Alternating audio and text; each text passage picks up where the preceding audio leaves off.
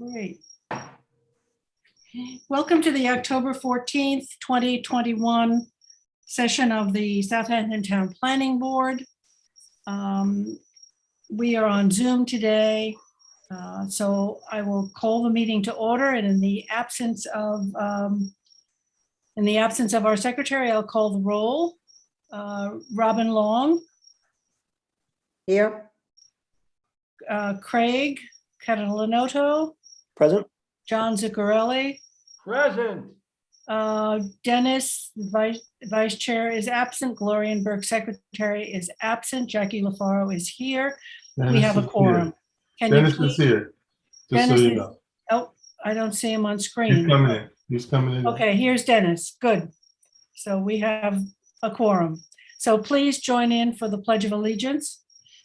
I Pledge pledge allegiance to the to the flag flag of of the United States of America and and to the republic for for which it stands, one nation, under God, indivisible, with with liberty and justice for all. Thanks. So we have no minutes to approve today, so I will go right into the preamble that I must read. Okay, due to the ongoing COVID pandemic, in accordance with Chapter 417 of the laws of 2021 and until January 15, 2022, all of the board's meetings will be held remotely via video conference. So we ask the public to continually check the town's website for updates and for more information. We have a full agenda posted on the town's website for today's meeting. The town's planning staff, as well as applicants and their representatives, will be participating via Zoom webinar, which is being moderated by CTV. Charles Certain will be muting and holding the speakers in a virtual waiting room until it's their time to give testimony before the board. A reminder that applicants and their agent should state their name and address for the record. As is typical, there are no public comments allowed during our daytime meetings, nor is it appropriate for the public to use the chat function to comment on applications. The link to participate in this meeting via Zoom can be found on the town's website. This meeting is also being live streamed on the town's website on the town clerk's meeting portal. If you're having difficulty accessing the meeting, please visit the town clerk's meeting portal and click on the instructions link. Board members who must recuse themselves from any application will state so on the record and will be removed from the meeting until the end of the discussion and vote on the application. Finally, in accordance with legislation, this meeting will be recorded and transcribed at a later date and will be made available to the public. Okay. So let's move to item number 1, which is to set a special meeting, a special public hearing, because there are so many holidays in the month of November. We are setting a special meeting November 10th, 2021 at 6 p.m. via Zoom. So I need a vote on that. Kathleen, do I? You need a Yes, vote. Madam Chair, please vote on that. Okay. Do I have a motion on that? By Dennis, second by Zuccarelli, all in favor? Aye. Opposed, abstentions, 1 absent, Gloria Burke. Okay. So we're going to start with Concern Southampton, and that is Mike Lieberman in the hamlet of Tuckahoe. Tuckahoe. Good afternoon, Chair LaFaro on the planning board. So yes, Claire and I are here to speak about the Concern for Independent Living application. At this point, if you might recall, the application was paused-decked. At this stage, we are reviewing the draft scope submitted by the applicant, and we are providing comments to the town board from the planning board regarding what you're interested in and what you'd like to see in the town board's draft scope. So I'm just going to share my screen briefly. Here we go. Okay, so as you can see here, this is the 2-lot subdivision that's being proposed, with the first lot remaining as the 1-story church property, and the second lot as the proposed 60-unit affordable housing and/or support housing development. We have your comments here, and Claire and I could read through them to remind you of what we were interested in previously with regards to the POS deck, or we can take some questions, or how would you like to proceed, Jackie? How does the board feel? Do you want Mike to read what our comments were? Yeah, Would that be helpful? Good start off point, yeah. Yeah, why don't you do that? Okay. And then we can give you some comments, because I noticed there was one thing missing that I had said. So you go ahead. Sure, yeah. Do you want to got put it up on the screen? Good. Okay. Yep. Okay. good. I assume this is a proper reintroduction to the application. So the application lacks compatibility with the comprehensive plan recommendation, specifically creating multifamily housing on County Road 39 and failing to provide alternative means of egress through side streets. Next, we have access through Seasons Lanes was contemplated to service the rear of the subject parcel. Understanding that the town board has restricted access via Seasons Lanes, it's important to note that denying access is contrary to the comprehensive plan recommendations. The information submitted does not contain enough information to address growth-inducing impacts as it pertains to future build-out as of proposed Lot 1, the church property. The information submitted does not contain enough information to address secret segmentation as it pertains to Lot 1 and the existing Full Gospel Church, including related traffic impacts at full potential build-out. The planning board still recommends that access to Seasons Lanes be utilized to gain access to a signal and controlled intersection such as McGee Street. And that was, I believe, a suggestion of Dennis. We had an extensive time playing on GIS trying to find that route. The applicant shall address parking provisions, access to public transportation, and walkability. The applicant shall also address safety concerns for residents attempting to cross North Sea Road to access 7-Eleven. The proposal shall clarify emergency vehicle access through Hillcrest Terrace, and the applicant shall take into consideration cumulative impacts from other contemplated developments along County Road 39. Then we had some additional questions regarding the STP and light pollution, fair housing, and preference to veterans. And additionally, the town board should contemplate coordinating with the state County Road traffic circle on North Sea Road, County Road 39. I guess those were kind of more ancillary comments. So back to our Michael, can I just ask concept a plan. question? Sure. Does limiting it to discussion of other projects along 39 limit it too much in terms of the area? What do you mean?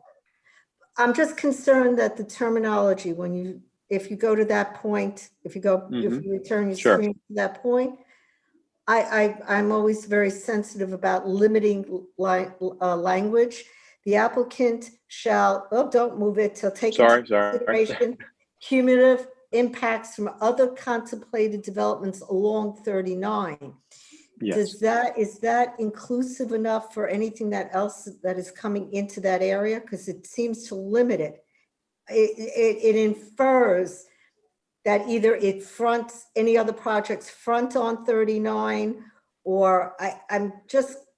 It could say, Robin, it could say cumulative impacts from other contemplated developments in the area and along County Road 39. Yes, please, could we do that? Thank you. Sure. I'm worried about limiting language. Yeah, that's a good Right, one. that makes sense. I also had a comment, Mike, that is not included in here, that I made the comment when we were discussing it, that this site is absent access to public transportation. So that requires people to use cars, which is something. Well, we asked the applicant to address public transportation, if you see right here. So that kind of covers it. We'll have to speak to it. The applicant shall address parking provisions, access to public transportation, and walkability. This was coming from the idea that here we are proposing an affordable and/or support housing on County Road 39 with these individuals who may want to, be able to walk to a shopping center, It or be just able to sounds walk like to a laundromat.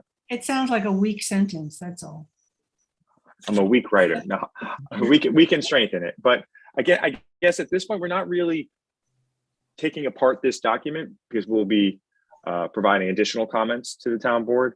And we might want to start looking at perhaps alternatives, alternative suggestions that we could provide the town board when it comes to this application. Well, the Claire, the alternatives that exist now in the secret document are no action. And then what was the other one? There's a second one. I don't know it off the top of my head, actually. Here, I'm gonna look, Uh, just 1 second. Development per existing zoning. So as Yeah, of right development development. per- as of Oh, right, as of housing, yeah. right. So, so if you subdivide it, what is the actual zone of that piece? The zoning is, I think we have it Residential. here. Thank you. R20. It's R20. R20. Mhm. So, you know, nowhere do we give here the size of the parcel, which was missing.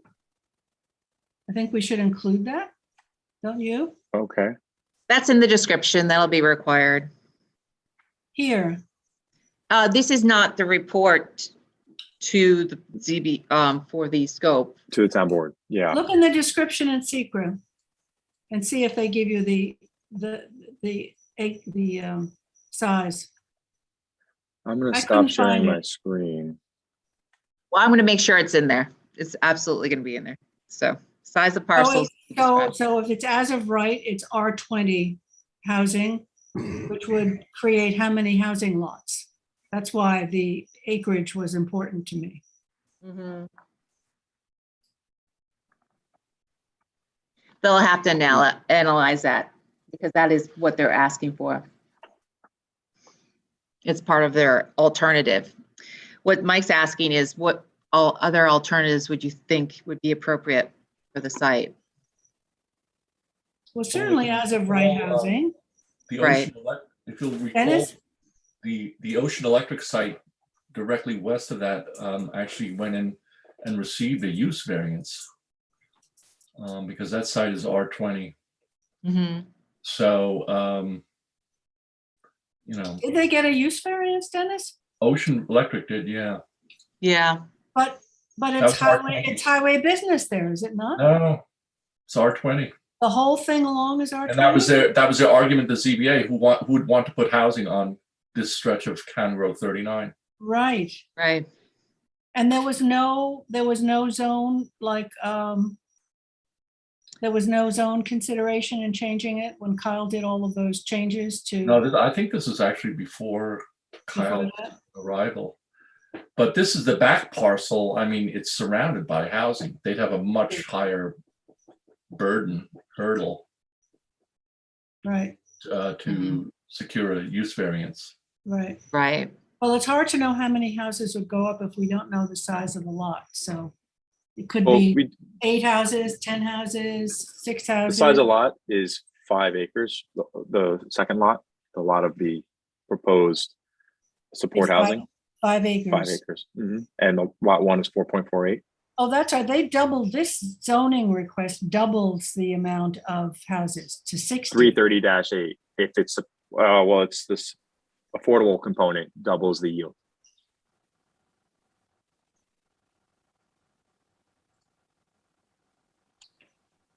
So do we have any other ideas about what it could be used for?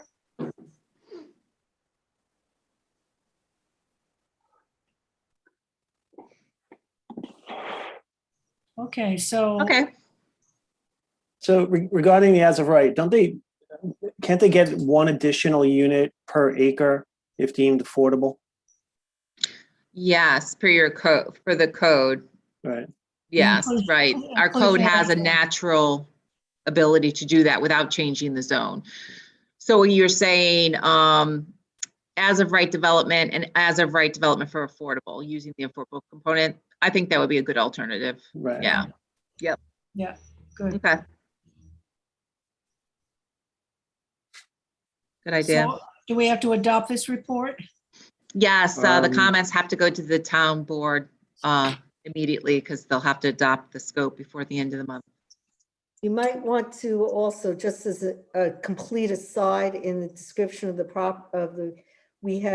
I had gone over to one of the affordable rental projects in Spionk. And one of the few complaints there is that there is no community storage area.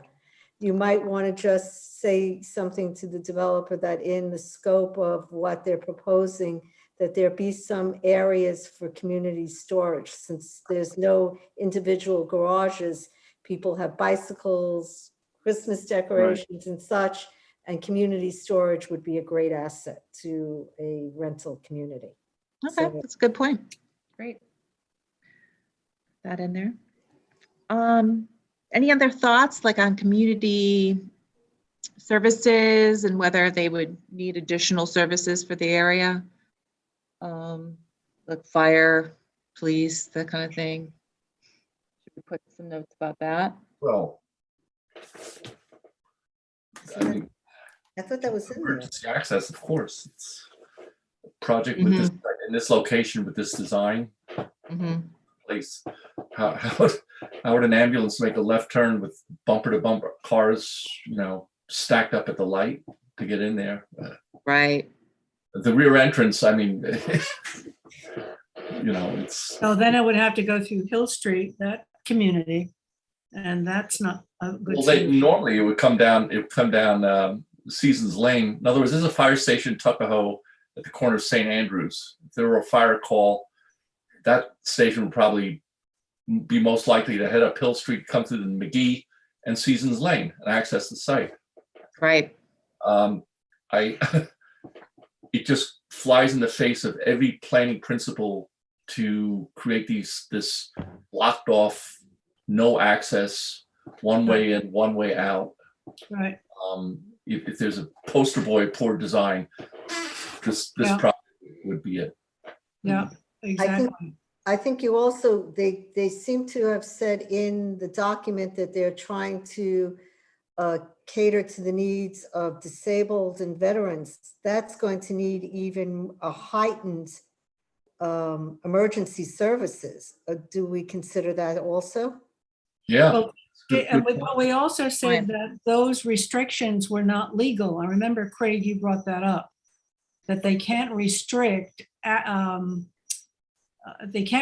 it to a certain population. But if you are considering marketing towards that population, I think we ought to consider that that will need more, Emergency perhaps more service. unique assistance than just a normal housing development or such. So I'd like that considered Yeah, also. just provide the information, right? Provide the information, who's providing the services. Correct. You know, And the do we- heightened services. Yeah, that you might need. right. Unique services, special services. Mhm. I think that's And what a good about point. the segmentation? Do we want to say anything about that front lot? Does that remain a church? That's the intention, but I think you can't ignore that it could be something else Exactly. permitted in the R20 zoning district. But So that would be we have to the- take it into consideration in secret. They can't segment it. Right. I thought that was in the document. I thought I saw that in the document. Kathleen? I thought I read that as well. I read that in the document. It's in our comments. Yeah, Yeah. Mike just read that. Yeah. Yes. Okay, so if nothing more, can we adopt it? Yep, with that supplemental information that you asked for, sure. Okay, motion by Zuccarelli, second by Dennis, all in favor. Opposed, abstentions, 5 in favor, 1 absent. Great, thank you. Thank you. Okay, we have another town board referral, the proposed amendment to Town Code 33. There's Dave in front of the big duck. That's where I am. Oh.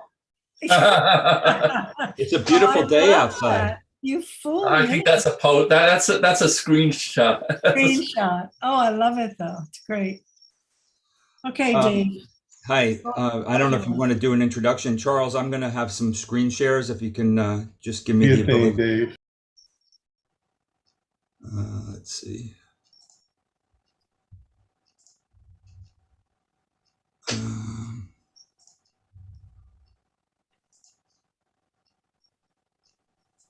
Are you able to see my screen?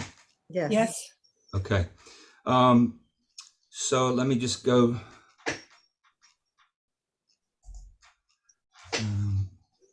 So the town board is contemplating adopting a code, which we're calling the Cultural Resources Protection Overlay District. It would be a new overlay district in the town zoning code that would provide protection for cultural resources. The town board has scheduled a public hearing for October 26th, And by code, they have to refer this to the planning board for your comments. It was also referred to the Suffolk County Planning Commission. Let me just read kind of a layman's terminology for the summary of the proposed law, but I'll go into the actual legislative intent after I read this. This local law establishes a cultural resources protection overlay district wherein a site disturbance plan must be prepared by a developer or a project sponsor prior to granting of approvals for certain types of construction or development activities. The site disturbance plan must be reviewed and approved by the town prior to the commencement of the proposed construction or development activity, including town-sponsored activities on town land or in town street rights-of-way. This local law also establishes varying site disturbance thresholds within the different overlay district subareas, which, if exceeded, will require the preparation of a graduating degrees of cultural resource investigations, depending on the archaeological and cultural sensitivity that may or not be encountered. The purpose of this local law is to establish a proactive procedure for identifying unmarked human burial sites and culturally sensitive archaeological sites prior to the commencement of certain types of construction or development activity to ensure that they remain undisturbed to the maximum extent practicable. Okay, so just as background, you recall the town board adopted a moratorium in Shinnecock Hills a few years ago. That moratorium area basically was, oops, where did it go? Was this area here. The green and the yellow areas, those were the moratorium areas. The north part here was the Shinnecock Fort contact area, and the southerly area was the Sugarloaf Hill resource area. That moratorium has expired. It was not extended. It's only recently expired. And the town board, knowing that they had this pending legislation coming up, chose not to extend the moratorium. At the same time they adopted the moratorium, they also adopted local law number 8 of 2020, which enacted the Shinnecock, I'm sorry, that's the Shinnecock Hills. They also adopted the protection and treatment of unmarked graves, which set up a procedure that a property owner would follow should, in the course of construction, they uncover potential human remains. So this kind of sets up the procedure that you would follow before you might unknowingly encounter human remains. I mean, that's the last thing we want, is for somebody to be out there digging a foundation and find human remains. So this is an attempt to try to predetermine where there might be human remains encountered or cultural resources, so that they can be protected before someone actually starts construction. So the intent and purpose, the intent of this article is to establish cultural resources overlay district within which construction and development activities requiring either a building permit, a site plan approval, or a subdivision approval, or some authorization by a town department head for town-sponsored activities on town land or in the town street right-of-way. So that would be parks department properties or highway department properties, any type of property that the town owns that might be undergoing some sort of construction. Now, keep in mind, this doesn't apply everywhere in the town. We have specific overlay areas that I'll show you on the map later that specify the exact tax map parcels that would be affected, and those tax map parcels would be mapped in GIS and on the zoning map as the overlay districts. So this only affects something that needs a building permit. So if you're doing something on your property and you don't need a building permit for it, you're not subject to this law. If you're not doing a subdivision or if you're not doing a site plan, you're not subject to the law. So Dave, just to clarify, if someone's upgrading their septic system or trenching in a utility line, a water line, no oversight. If they need a building permit for it, they would. If they don't need a building permit, they do not need to follow this procedure. Correct. The only way we even know about these activities is if somebody's at the planning board or the building department. If they're doing something on their property that doesn't need permits, or if they're doing something legally on their property that doesn't need permits, there's no connection to this law, to this overlay district. Right. So trenching, new septic system would not be covered. So you have hundreds of, dozens or maybe hundreds of house lots that be, especially with the new IA laws and people upgrading septic and. That is kind of an issue for this law, is that it doesn't capture everything, all disturbances on these properties in the overlay districts. Well, for instance, in our APOD, even activities that don't require, if you have a wooded parcel or even a vegetated parcel, you cannot clear without. That is true. In the town of East Hampton, you cannot clear without a permit. But in this area, go ahead. I didn't mean to. Right, and we don't have a law that says you need to get a permit for trenching a water line or electrical line. Well, if it was electrical, you'd probably need an electrical permit. Water specifically, water and gas. Yeah, water and gas, you might not need it. All right, so applicability. This law will apply to three sub areas of so there's an overlay district that will have three sub areas. Before I go to the map, so let me read the three areas and then I'll show you on the maps where those are. So Cultural Resources Protection Area A are areas of greater sensitivity encompassing the Shinnecock Fort site, the Sugarloaf Hill burial site, and other areas of sensitivity identified in the Phase 1A Cultural Resource Survey for Shinnecock Hills, Sabonic, and environs. And this overlay district sub-area will be superimposed upon the zoning map of the town of Southampton and delineated as Cultural Resources Protection Overlay District A. The Phase 1A Cultural Resource Survey was commissioned by the town board.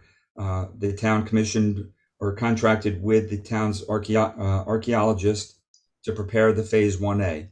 The planning board is familiar with archaeological assessments or cultural resource surveys on subdivisions and site plans that are in what we refer to as the circle and squares map, which are also superimposed on our GIS maps. The Phase 1A, the planning board actually kind of stopped getting the Phase 1As because they were basically, or they are basically literature searches for any known archaeological studies or archaeological digs or discoveries that have occurred within the area of investigation. So in this case, we had the town archaeologist do a Phase 1 resource survey for all of Shinnecock Hills, Sabonic, and the nearby areas. And she was able to identify a good number of past archaeological excavations and surveys that had been done, and she was able to provide a map that showed where those areas are. So Cultural Area A, as I said, is the most sensitive area, and it focuses around Sugarloaf Hill, the fort site, and other areas that were identified in Phase 1. And those areas tend to be kind of spot areas from Sabonic and Cow Neck down to the Ponquag Point. Cultural Resource Area B are areas of general sensitivity beyond the more sensitive area of the Shinnecock Fort site or the Sugarloaf Hill burial site. So Area B is focused around Sugarloaf Hill and the fort site, but not the actual site of those two locations. And Cultural Resource Area C covers inactive and or abandoned family burial sites identified on the Town of Southampton Historic Cemetery list, which will be superimposed on the zoning map of the Town of Southampton. Actually, before I go to the overlay district maps, let me go through some of the definitions. So somebody comes in for a building permit and they're in one of the 3 overlay districts. The first thing they need to do is submit a site disturbance plan. In the case of a building permit, it would be to the building division. The building division would then refer that site disturbance plan to the planning division, and they would review that site disturbance plan. A site disturbance plan covers any disturbance, excavation, or regrading of the ground surface associated with all forms of construction, development, landscaping, and vegetation removal in conjunction with any application to the town building division or to the town planning board for site plan or subdivision approval. So that's the first step, is the site disturbance plan. These other definitions basically there are definitions for what a phase 1 cultural resource investigation are, and phase 1A, 1B, the phase 2 and phase 3. Those all come right out of the New York State Archaeological Association handbook for professional archaeologists who are preparing these cultural these surveys. And so our code basically requires that you have to be a recognized or registered archaeologist in New York State, and you have to follow these guidelines for the preparation of these different degrees and levels of archaeological investigations. For actual protection of the cultural resources, so as I said, the first step is to submit a site disturbance plan.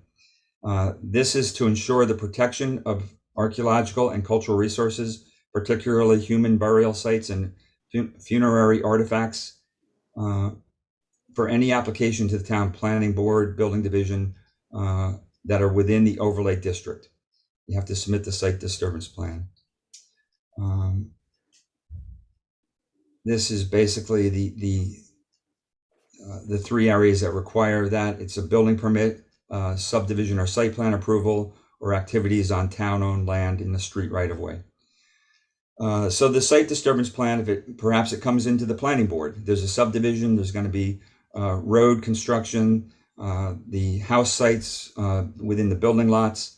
And the planning board is already requiring archaeological assessments on certain subdivisions depending on their location. So to some degree, we're already doing this on subdivisions.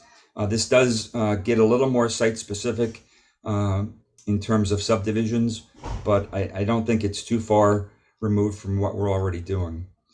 Dave, can I ask a question here? Because it relates to what you just said. Sure.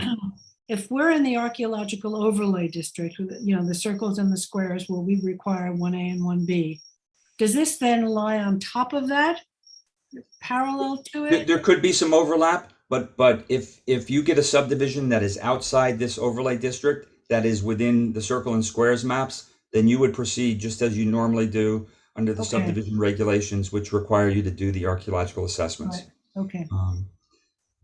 Yep, good question. So the site disturbance plan goes to the planning division, and they're going to review it, and they're going to review it against these thresholds. And because there's a varying degree of sensitivity between the 3 areas, A, B, and C, we have different thresholds that have to be met in order to trigger the actual need for an archaeological assessment. So in area A, which is the most sensitive areas, any disturbance at all that needs a building permit or subdivision or site plan approval, any disturbance, well, first of all, you'll submit the site disturbance plan to show where you're going to actually do site disturbance.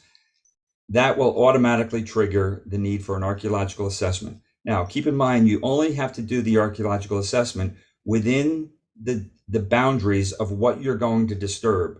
So if you have a building permit for a house on a lot and you show on your site disturbance plan where your foundation is going to be, where your pool is going to be, those are the only areas on that lot you have to do an archaeological assessment if you're in area A. If you're in area B, which is less sensitive, we don't capture any disturbance. We do capture any new house construction.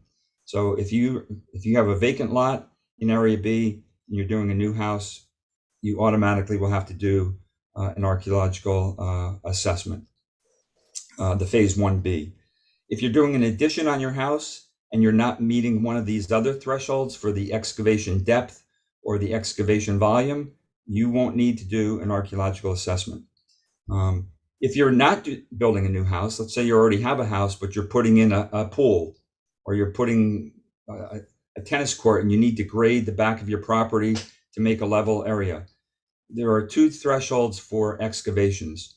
One is a depth and a volume threshold, and the other is strictly a volume threshold. So on the depth and volume, if you're going greater than 2 feet, and at the same time excavating more than 20 cubic yards, you would have to do an archaeological assessment within that area that you're digging.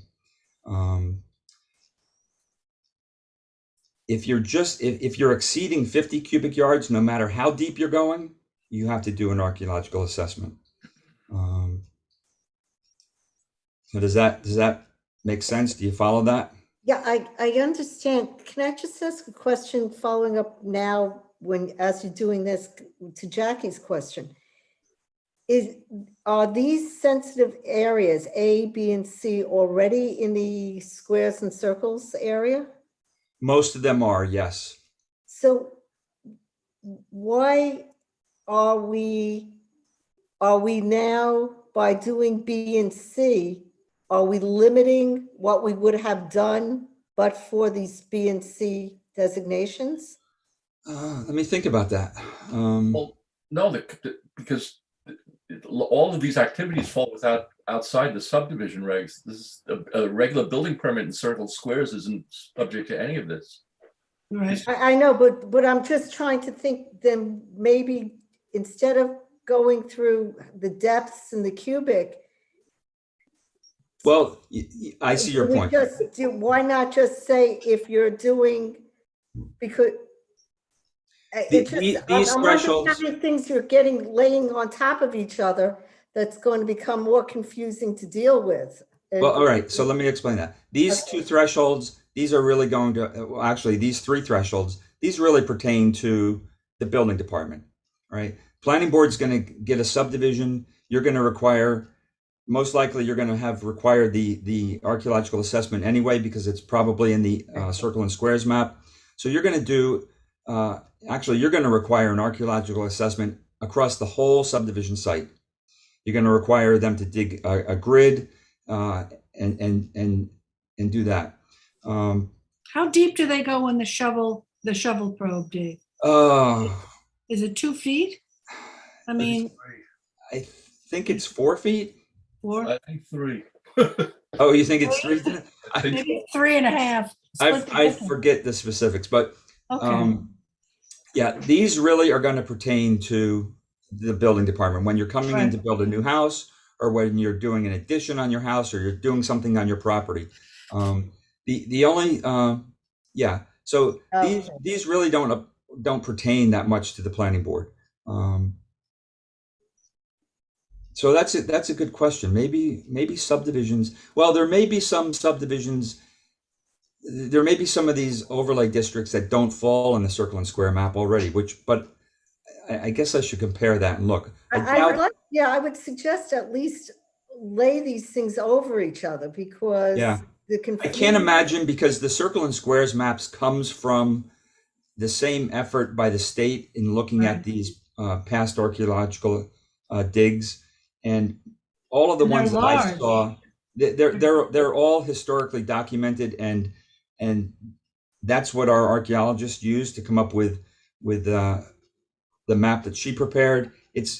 I can't imagine that there's going to be any areas in these cultural overlay districts that are outside of the circle and squares map. Yeah. But I will double check that.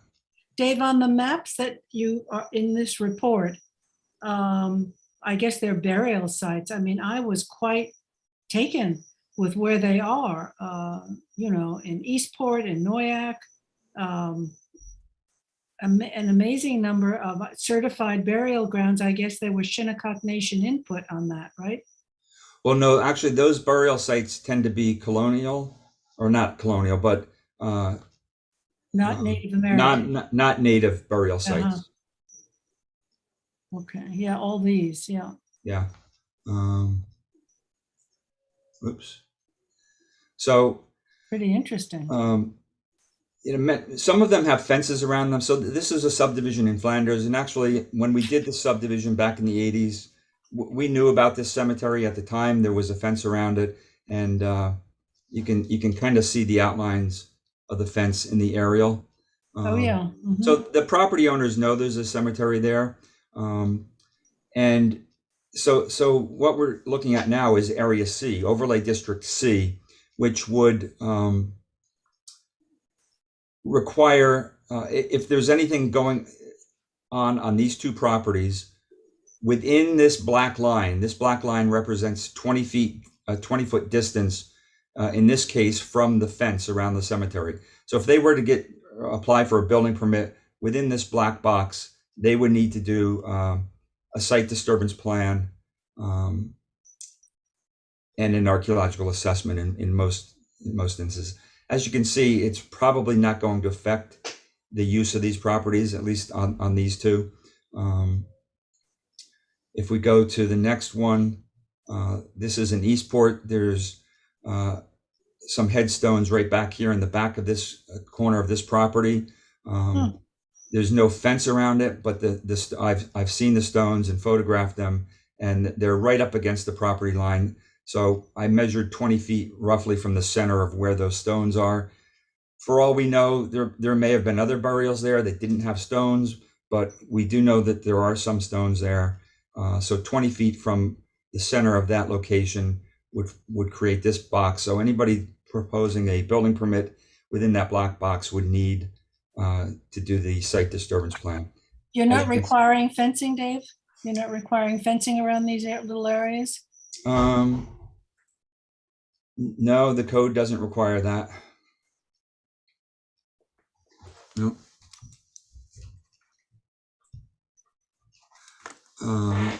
The third area is, and we're kind of going out of order here, but as you can see, these tend to be right on the property lines. They fall generally within the side yard and rear yard setbacks, so there are probably not going to be any construction activities proposed in those areas anyway. This property is owned by Verizon. This is on South Bay Avenue and the Long Island Railroad. It's across from the bus depot. And there's historic reference to some stones that were out here. The town's historic cemetery list says that they were 450 feet off of South Bay Avenue. We walked along here. This is so thick you can't even get in there. Nobody's going to get in there. And again, it's kind of on the back of this Verizon property. It's barely touching this property. So it's very unlikely that area would cause any problems for anybody. This is a cemetery in Remsenburg on Club Lane. It's a well-documented cemetery. The property actually has an easement that runs along the north side of the property to get to the cemetery.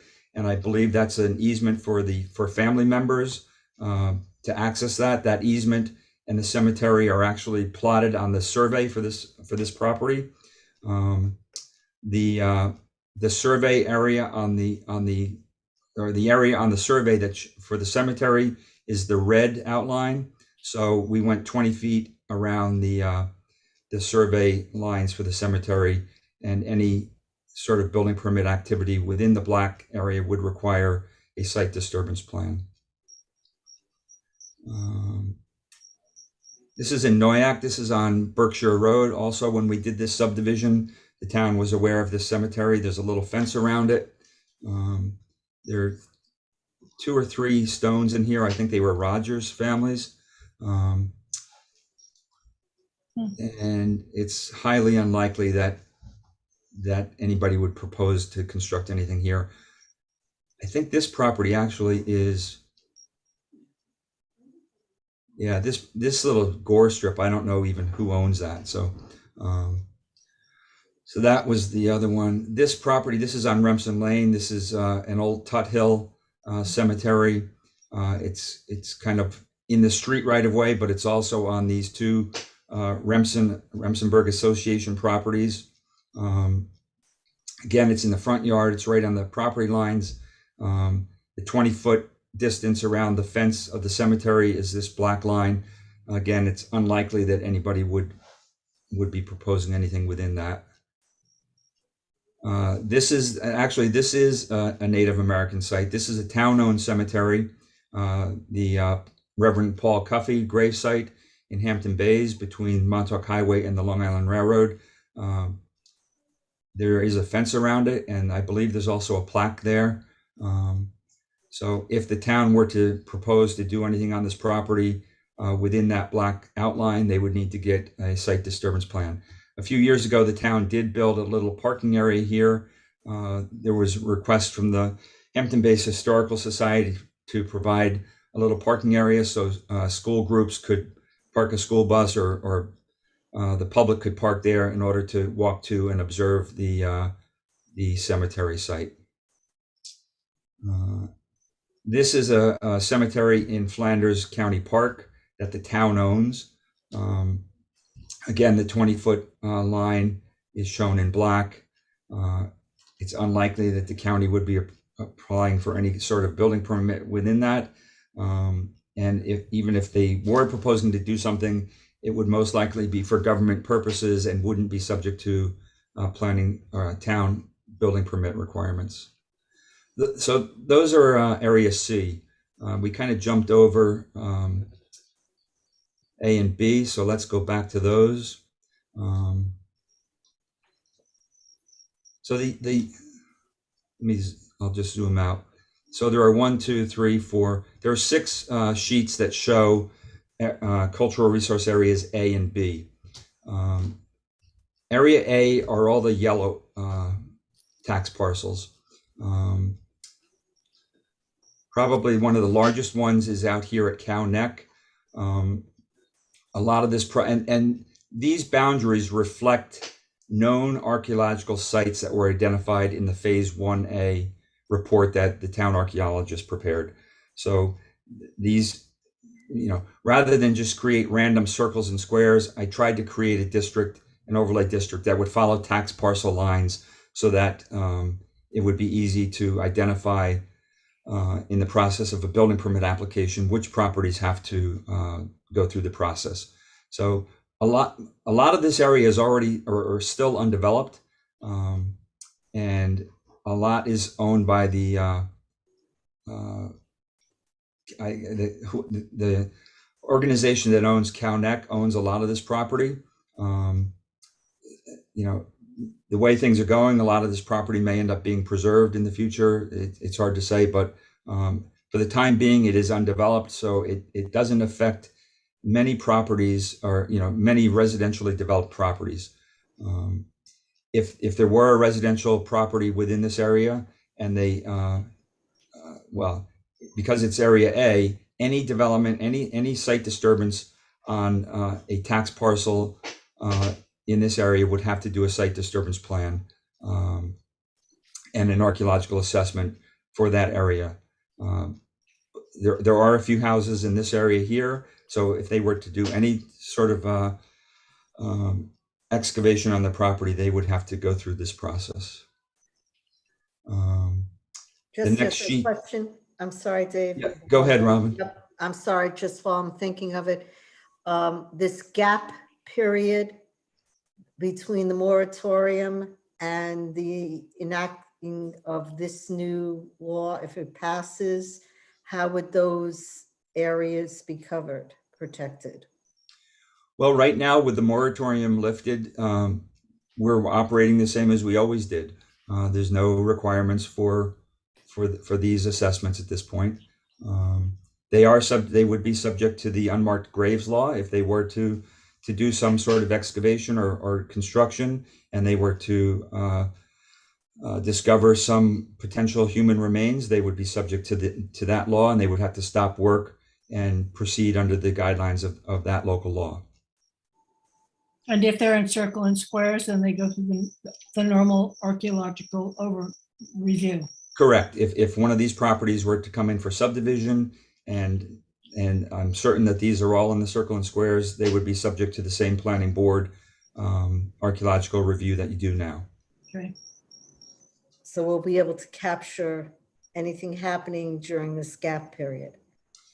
We're not capturing anything more than we were capturing prior to the possible adoption of this local law. Correct. Dave, do you have much more? No, let me just show you quickly.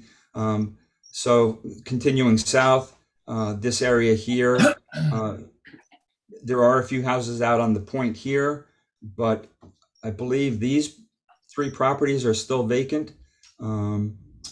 This area here is National Golf Links. There may be a few properties here that have houses on them, but for the most part, it's National Golf Links. This is primarily Shinnecock Hills Golf Course, and this is part of Shinnecock, Southampton Golf over here. Here is where we start to get into some properties that are residentially developed already. This is the Southampton College is here. This is the gymnasium at the college, and these lots are on the map of Parish Pond. When the planning board did this subdivision, you required an archaeological assessment. It did discover some significant finds right in this area here, and I believe the town even purchased one of those parcels to preserve it because of the archaeological sensitivity. As we go further west, this is just to the west of the college. This is identified as another potential Shinnecock Fort site. This was the site of the old Scotch Mist Inn, and in the reports, it's identified as having had a very large structure located on the top of the hill. That inn burned down, and I'm not sure, Dennis, maybe you know, in the 60s, but there is a large house there now that has been constructed. 1968. 68, okay. So let me also say that these represent roughly a 500-foot radius from a known site. So again, rather than just trying to do a circle, I identified parcels that would be within a 500-foot radius. So that's why they all kind of roughly have the same size. They're not all exactly 500 feet, but I tried to identify those parcels. This was another site that was identified in a subdivision review where the planning board required an archaeological assessment. It was roughly right here in the center of this group of properties. These are two, again, planning board required archaeological assessment, and there was a find in this area here. Same thing here. Here's where we get to the former moratorium areas. This area here was moratorium area A, north of Montauk Highway and south of the railroad, and it focused on the Indian Fort. This property here, again, the planning board had a subdivision application here. Archaeological report revealed that there may have been a fort here. The town ended up buying the whole property and the subdivision was acquired. So the 500-foot radius around the Indian Fort has been put into archaeological area A, which is the more sensitive area. The green areas are the less sensitive areas around the fort and also adjacent to Sugarloaf Hill. Sugarloaf Hill is right here. This is the property the town has recently acquired, in conjunction with PLT. And 500-foot radius covers these areas here. So as we got over into this area, even though this was in the moratorium area, it was greater than 500 feet from the center of this site. So we put that into the green, less sensitive area. This area here, there were 3 known archaeological discoveries in the 20s and 30s across this area here. So again, maintaining a 500-foot radius from those 3 sites, we captured all of this area here. Again, in the 30s, there was a discovery in this area here. So that's roughly 500 feet. This area here was also referenced as a fort. There's actually a Fort Hill Road up here behind the Canoe Place Inn. So this captures the Canoe Place Inn property, the town property, the parks property on the canal, and some of the subdivision lots up behind the railroad tracks. So, excuse me, Dave, that major development in Canoe Place Inn would not have been captured with any of this, in any of the excavations. Correct. Correct. And that's not an archaeological overlay district either. I can't remember, but I don't think it is.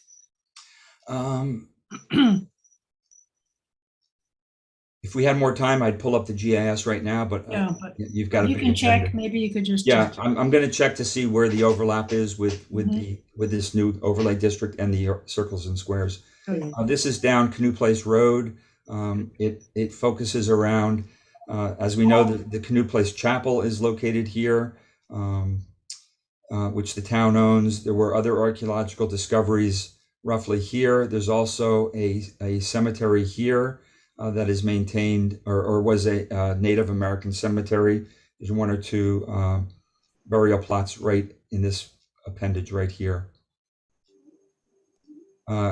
Cormorant Point, there was a significant discovery here, not because of the subdivision, but back in the 20s and 30s.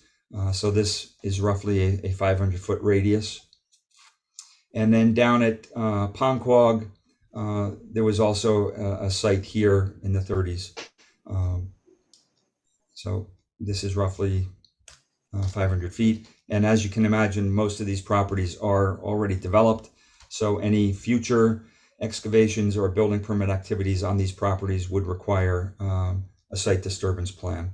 Coast Guard station that The Coast Guard station is on this property here. Oh. They would be exempt anyway because they're federal. They don't require any building permits from us.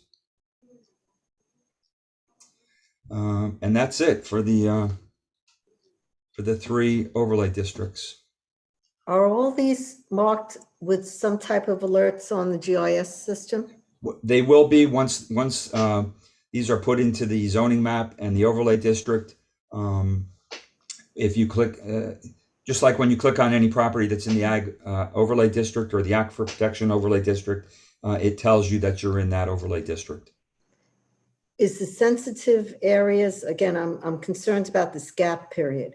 Are the properties that fall in the sensitive area during this gap period still tagged so No. that?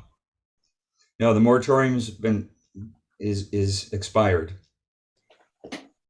When the moratorium was in effect, you couldn't do anything. Well, you couldn't do anything in these areas here. This was the only area covered by the moratorium. And actually, I'm sorry, it only affected new house construction. Dave, do we have a full-time architect on staff? The town hired a town archaeologist.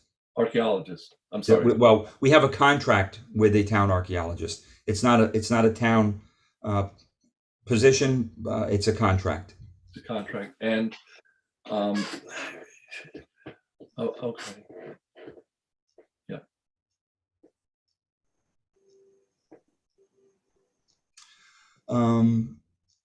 That's all I have.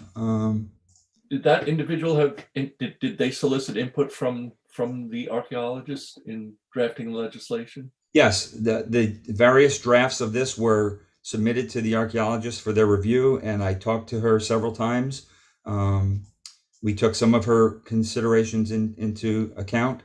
So yes, there was input gathered from the archaeologist. Do you have to get are we going to be generating a report on the legislation?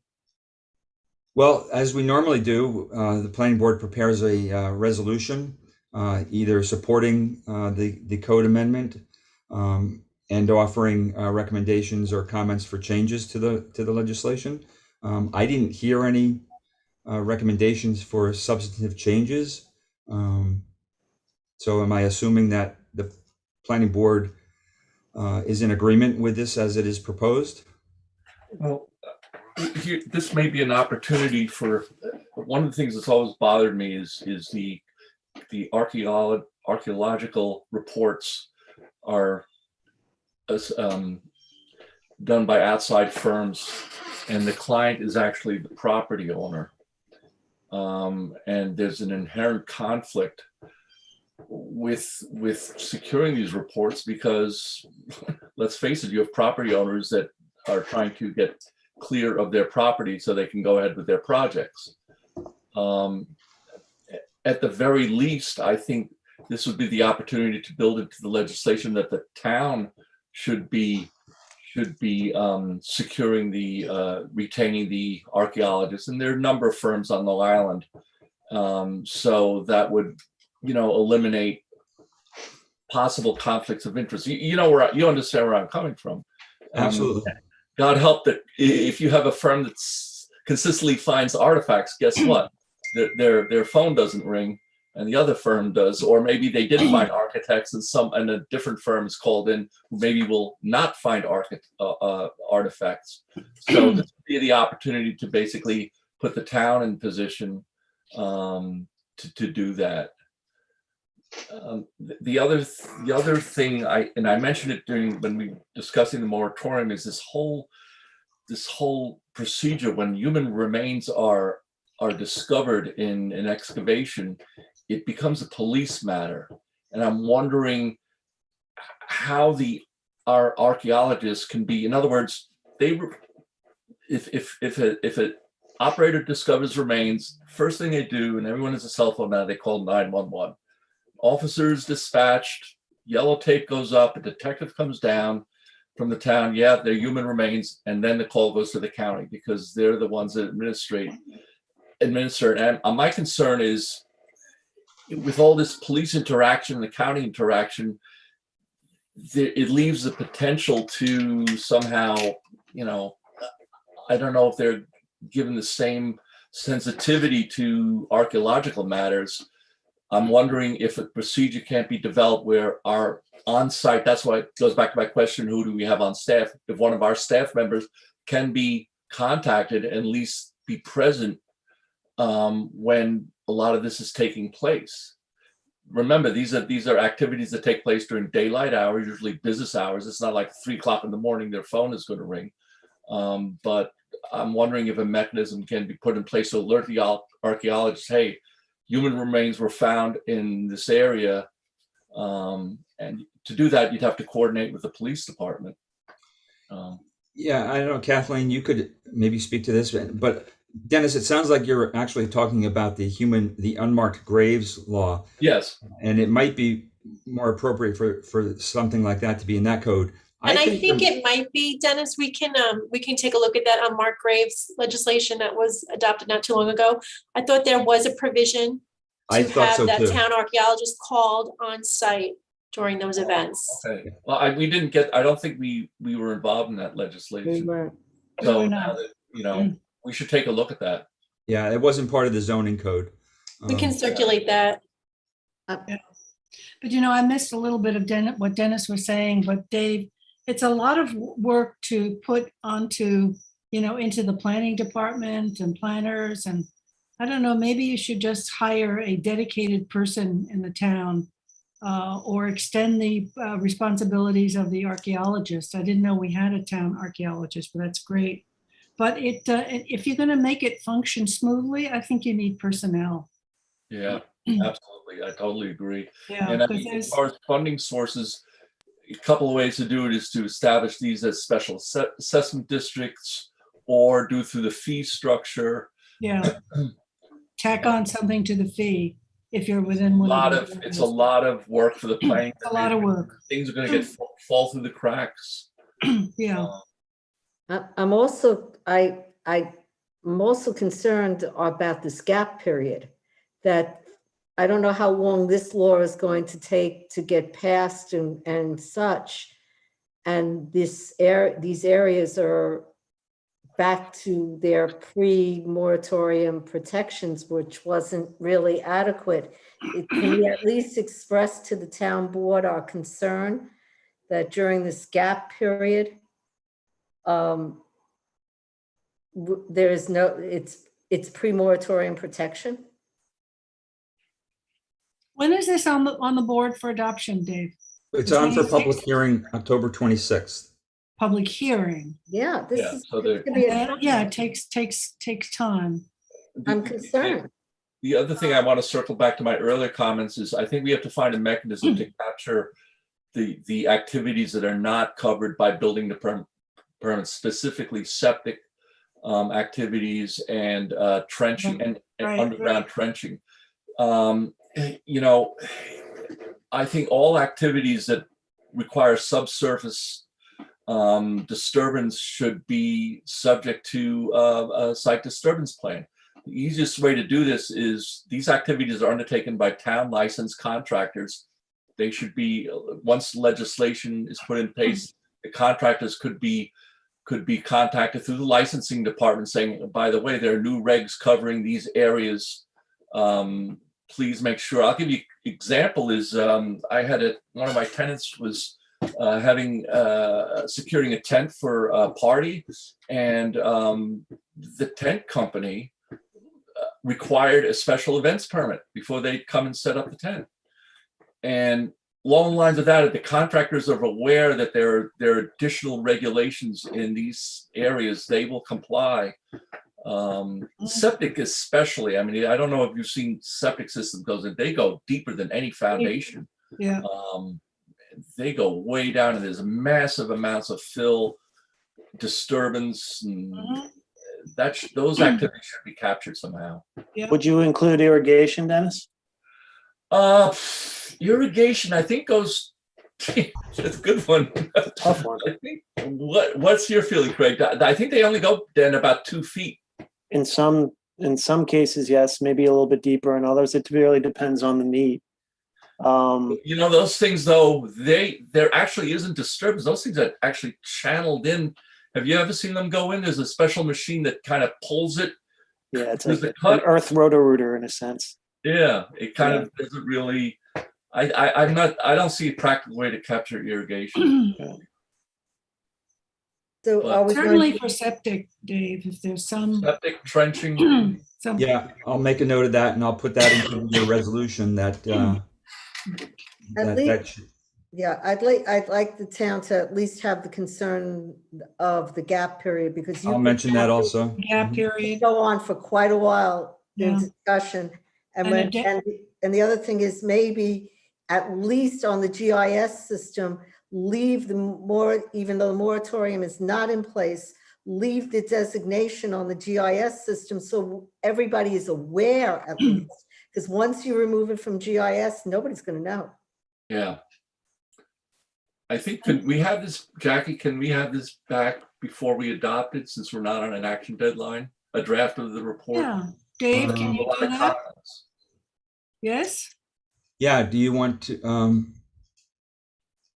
well, normally we try to get the report to them for the hearing, but it's unlikely that they will act on the 26th. My concern, Good, so let's wait. So, which is exactly why my concern is. We've got a big gap going here. yeah, well, with the Zoom meetings, it's my understanding from the town council office that they generally don't act. They usually leave the public comment period open Right. for 2 weeks.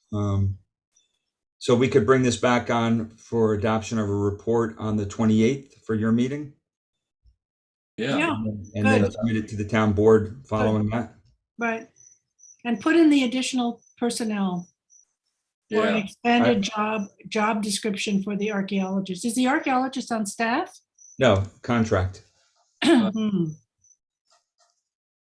Well, if you had a dedicated personnel, they could coordinate with the archaeologist, so it wouldn't Yeah. have to go through the planning division and get lost. And as I say, town board members, they're always going to look for funding. So give them a Yeah. couple of options: special assessment, fee structure, yada, yada. And also, Okay. Dave, you're going to look to see where there's circle and squares and Yeah, everything. they like overlap. He's that. gonna- Yeah, that's not really for your report, but I will prepare. I'll have that information for you on the Yeah, 28th. I'm just thinking of somebody trying to do something on a piece of property and having all these overlays and things on top of each other. Well, the circle and square map doesn't affect the private property owner per se.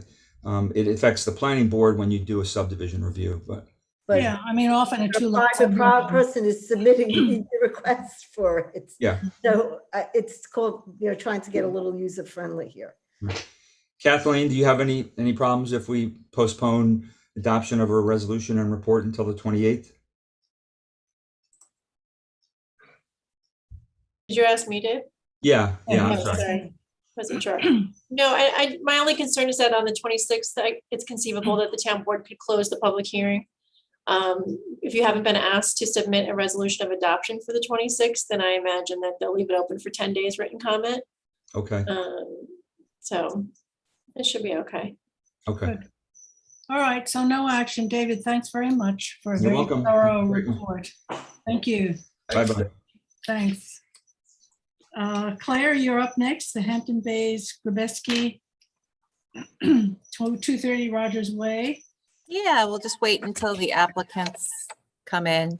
They're coming in. Thank you. It's Krista McCabe, Kai Germano, and Greg Reckler. That's who I see. So this would be to go over the staff report and then to consider a resolution if you're prepared on this application. So, and Jackie, I just didn't forget about you. You wanted some of the history of the traffic in the staff report. We had gone over some additional traffic review with stage 5. I will include that. I'll take the references. So Good. just, I'll just put that in there, but it's not in this version, but I will reflect that. That was going to be my comment. So, Good. but it was the 1-year review that we required on the Amazon leasing building. I think Yeah. it should apply to this as well because it's cumulative traffic. Yes, I think so. And we can even copy some of that language from that document. Exactly. It's in a covenant, obviously, which is even stronger than a condition of approval. But to reference in the staff report, I think is definitely fair. So we'll do that. Have you aimed to follow all the correspondence from Gaza regarding clearing over there? What's the status? Let me summarize that at this point. Okay. So what he was saying is that on 2 aspects of this project, the laws weren't being followed. And obviously, this is a piece of property that's been developed as an airport. It's owned by the county, but it has a jurisdiction of both the town of Southampton for the Aqua Protection Overlay District, which has a certain amount of clearing restrictions, and the Pine Barrens for clearing of the natural vegetation. So referrals were made to all aspects during the process. From the beginning, from the start where they considered adopting the PDD legislation for the property. And there was a full environmental review, including DEIS, FEIS, and finding statements. And subsequent to that, the project was revised at a later date in 2011 for a smaller version. And again, it was all updated and looked at. So I had to do a little research on the project. In summary, and I do summarize it starting at page 2 and on page 3 with regard to the Pine Barrens. So the Pine Barrens themselves, they've considered it an act of non-development in this case.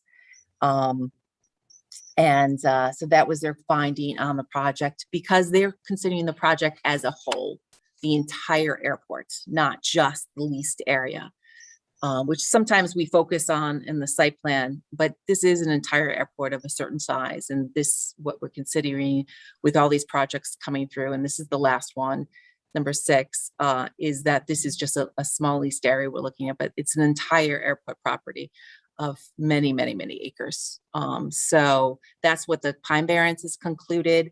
And Joe Gaza did submit some letters to the Pine Barrens. He represented that he was on the agenda for the next Pine Barrens meeting, and I've confirmed that he is not on the agenda for any action related to this site. Their referral that they have sent, which is included attached to this, is their referral for the project, which has no issues with this project going forward. So that's the Pine Barrens issue. Any questions about that? from the board? Okay. Clear. Related to the Aquifer Protection Overlay Districts, the town of Southampton, typically in a industrial area, requires a 50% clearing restriction. In our case, the determination was made at the time, whether right or wrong, the property was substantially cleared, that it was substantially disturbed, and therefore the Aquifer Protection Overlay District requirements were not required to be fulfilled, which is that they didn't have any restrictions on any clearing in the property. That being said, there was some restriction on a portion of the property. There's some natural area in the area of lot of the development number 5, and it specifically is laid out in the finding statement that they were permitted to clear a portion of that acreage. I'm not quite clear. Let's see if I reference this. It's about an But some of acre, it to be cleared. Yeah. Oh, here we go. The top of 4. So it's references to 3.9 acres. And that could be cleared and considered with a retention of 1.2 acres, which is what has happened to date. Now, at the same time, the site plan restrictions for this PDD specifically said the planning board will be considered to implement as practical during the site plan process to retain the existing vegetation. Yeah, maybe we should have taken a closer look at that, but they have implemented through their process a lot of native vegetation on the property throughout the project. They're retaining the buffers in the front and supplementing them, and that's something we're going to look at even as it's finishing. But that was the determination of the town at the time of the secret for the project. So that's the specifics. And so they followed the code right through a full environmental review, which included, as I said, the finding statements and the DEISs. And your report, Claire, references an 80-foot buffer. Correct. Along the road, so 80 foot long by, I don't know how many feet deep, but. 80 feet wide, yeah, deep, and then the length of obviously the projects Okay, so on both that's sides. That's substantial buffer. It is, yeah, Yeah. it is substantial, so. Okay, so we have here, can I have some names for the record? Greg? Hi, Greg Reckler, Reckler Equity Partners, 85 South Service Road, Plainview. Great. Guy? You're muted.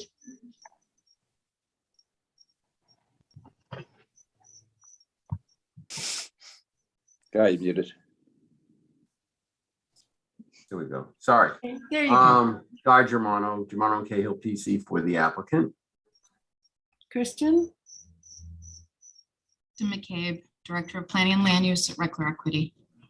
Okay. And we have Aris Design here. Are they Yeah, with Steve you? Naroda with Aris Design. Okay, great. Hi there.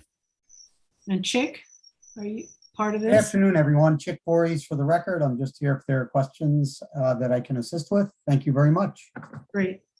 Claire, it's all yours. Okay, so I'm just gonna briefly go through the staff report. I don't know, do you want me to put it up or Please. you okay? Yeah. I'll do that.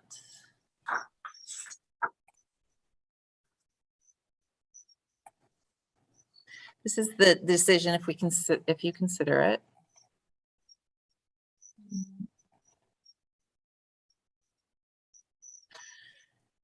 This is the disturbance area.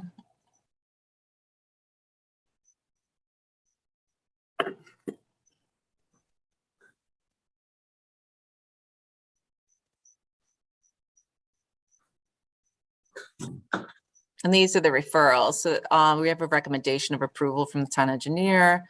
This is the Pine Barrens response. And then fire marshal and the ARB approval for the project. So here's the staff report. I've described the project here, give some background and the secret classification. And this is where I'll add the traffic information for you, Jackie. Mm-hmm. And this is the Pine Barrens that I referred to, and then the aqua protection, kind of giving the history and the conclusions of the findings statement. Which These you are the just went comments. through verbally, right? That's Right, what you just exactly. said. So this is the public hearing comments. Public hearing held on September 9th. Stated the project does not conform with APOD clearing requirement, can only build in cleared areas. An application has cleared 150,000 square feet. And this is the comments received during the process and the 10-day written comment period. Over 90% of lot disturbed. How is additional clearing permitted? Not objecting to projects, supports industrial growth. My project's treated differently. PDD recognizes and 3.9 acres of natural vegetation. This area in 2020 aerials is about 6 acres. 2021 aerials reduced about 1 acre in conflict with 33248J, which speaks about preservation of natural vegetation. Violation of Pine Barrens regulations. Project appears to be development per Pine Barrens. Represented that per members of staff, Pine Barrens will discuss this project at the upcoming meeting of October 20th, 2021. And I've received an email to that effect that it's not on the agenda. So just so you know. And that's the referrals I referred to. And these are the standards. The only things I just highlighted a couple things for the property. The internal landscaping is all in conformance. They use primarily native vegetation, which is great. I'm just having that table put on the final plan, so we all have reference to the conformance with the internal vegetation project. Somewhere's back there that you check with the Pine Barrens, and then as of the date of this report, it is not on. Yep, absolutely. I'll do that. No problem. I'll put a reference to that. I have an email, so it's. I think it's important that the record's clear. Yep, I agree with you. I'll put that in there. Thank you. Okay. And then sidewalks, so going to put some additional sidewalks in for me that connects the walking path that's around the entire site. And so the sidewalks come and meet that. This is, there's some additional trees for the center and end islands per the plans, just to beef up the plan a little bit. And the street trees, there are street trees along Collins Way. So I have to change that and remove that reference. So that's not in there. But everything else is in order.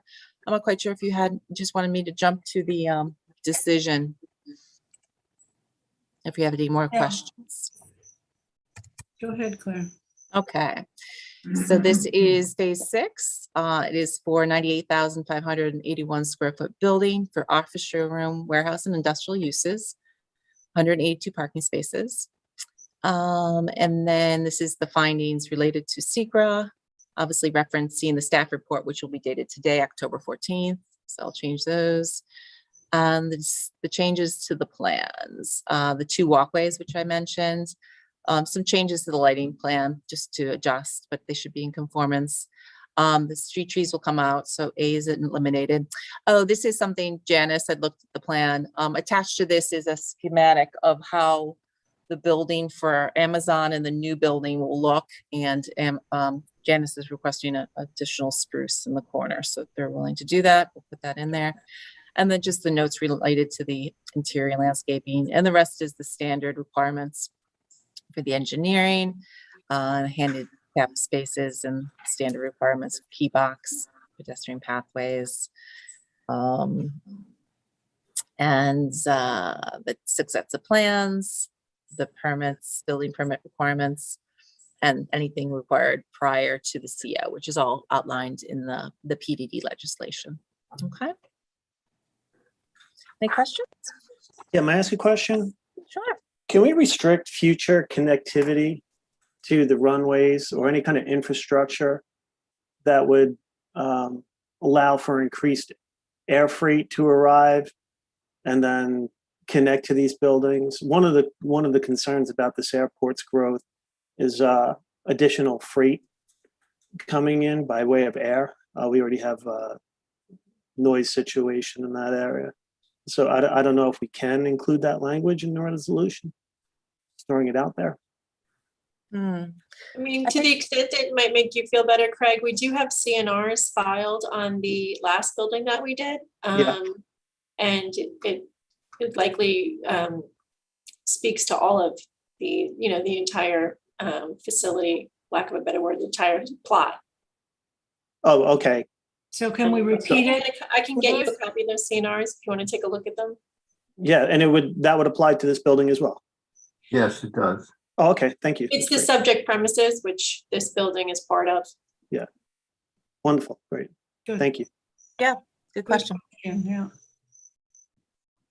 Okay, so Okay. recommending a decision on this project with those Okay. changes and comments. Any other comments from the board? If not, entertain a motion to approve it by Robin, second by Zuccarelli. All in favor? Aye. Opposed, abstentions, 5 in favor, 1 absent. Thank you very Great. much, gentlemen. Thank you very much for your time. Thank you, Madam Chair and members of the board. Thank you, Good day. guys. See you. See you all soon. Take care. Okay, now we're moving on to Anthony, the Farrell Butter Lane property. Yeah. Okay. So this is the application, Farrell Butter Lane. It's for a subdivision of the LI 40 lots here. As you can see, there's 2 of them. We had done a pre-application report on this back in May of 2021 to subdivide that property into 4 lots, 1 in the back with a flag strip, and then the 3 on the front here. The pre-application report has since expired in May, and it was May of 2020. I'm sorry that we issued it. It expired of May of 2021. And the applicant is asking for the 1-year extension, which would bring it to May of 2022. The issues that were raised in the pre-application report pertain mostly to the site planning that's going to be required for these sites, as well as comments relating to the 10-foot wide flag strip, which required variances from the Zoning Board of Appeals.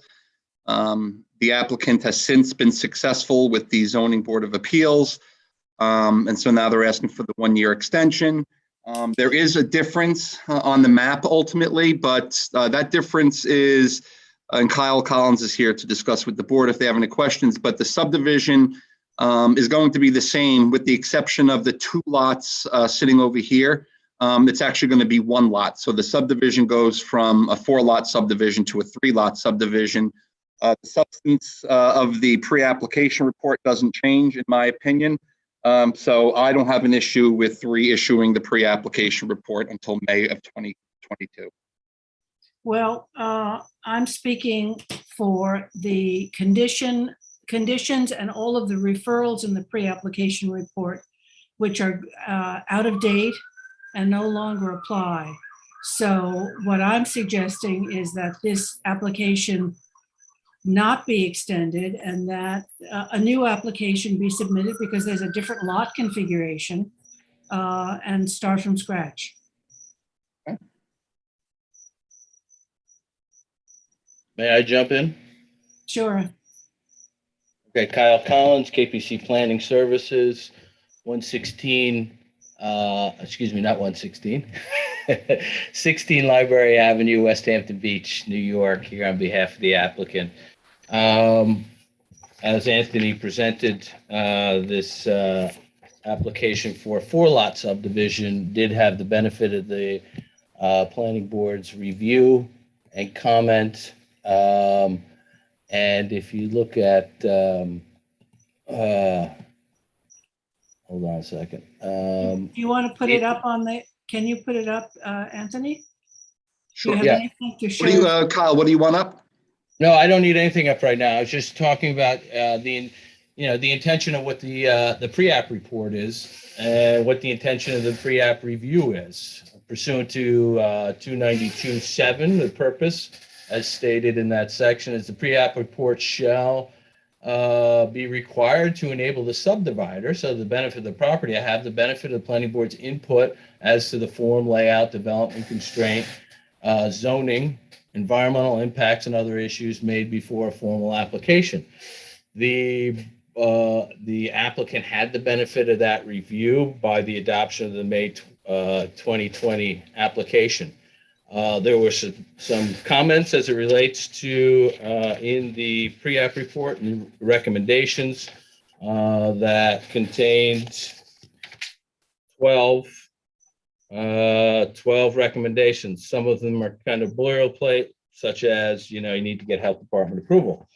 However, if you look at the pre-app report, some of the concerns associated with the board was the current activities that go on this site. I think the board and the actions that are before this board now is to bring that site into compliance.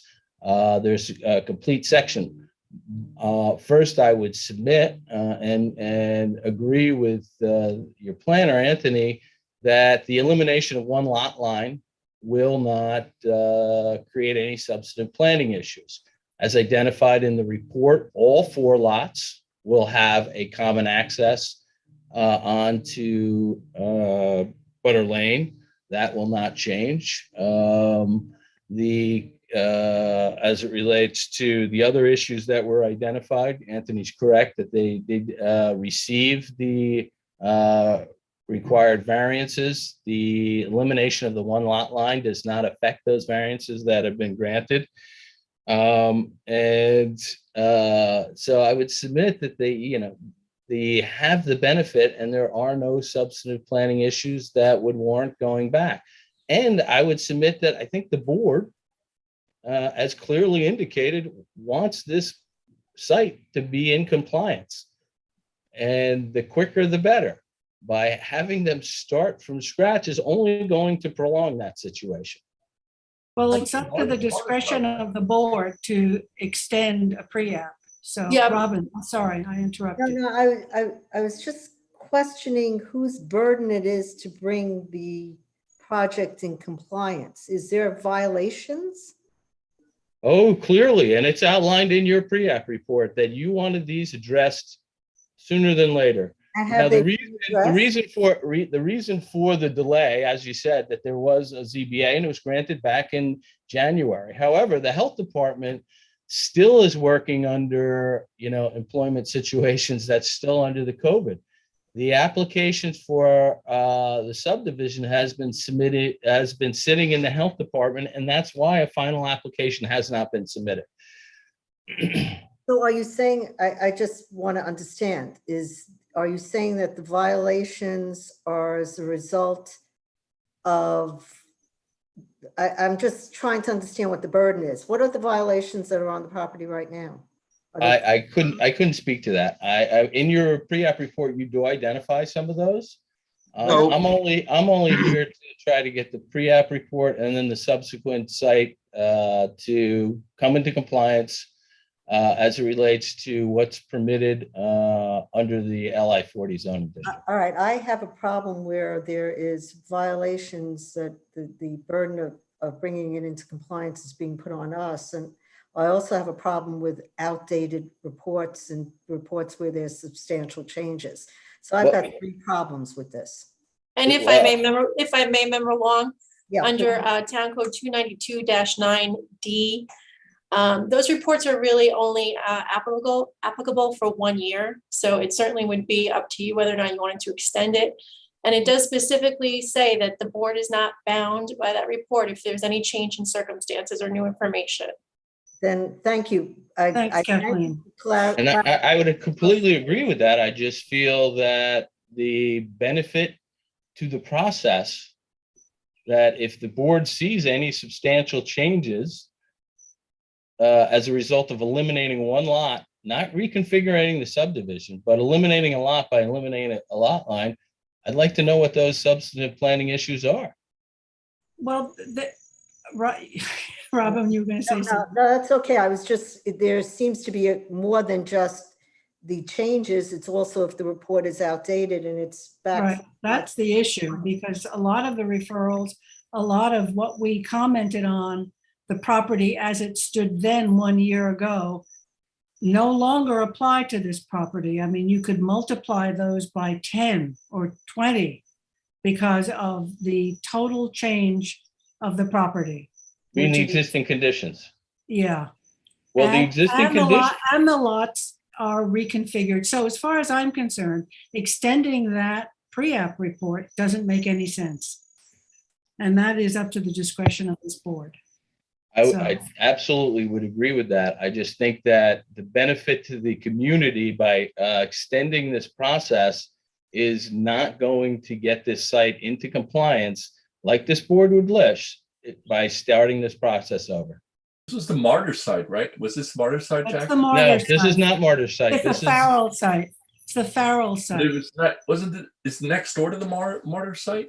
it's to the south of the Martyr site. It's the Right, one that right. fronts on, it was the subject of a previous subdivision application. There are 2 flag lots to the rear of this site. And, I Dennis, think it's the one that has 3 mountains, 100-foot mountains of dirt. There's a stone chopping operation going on there.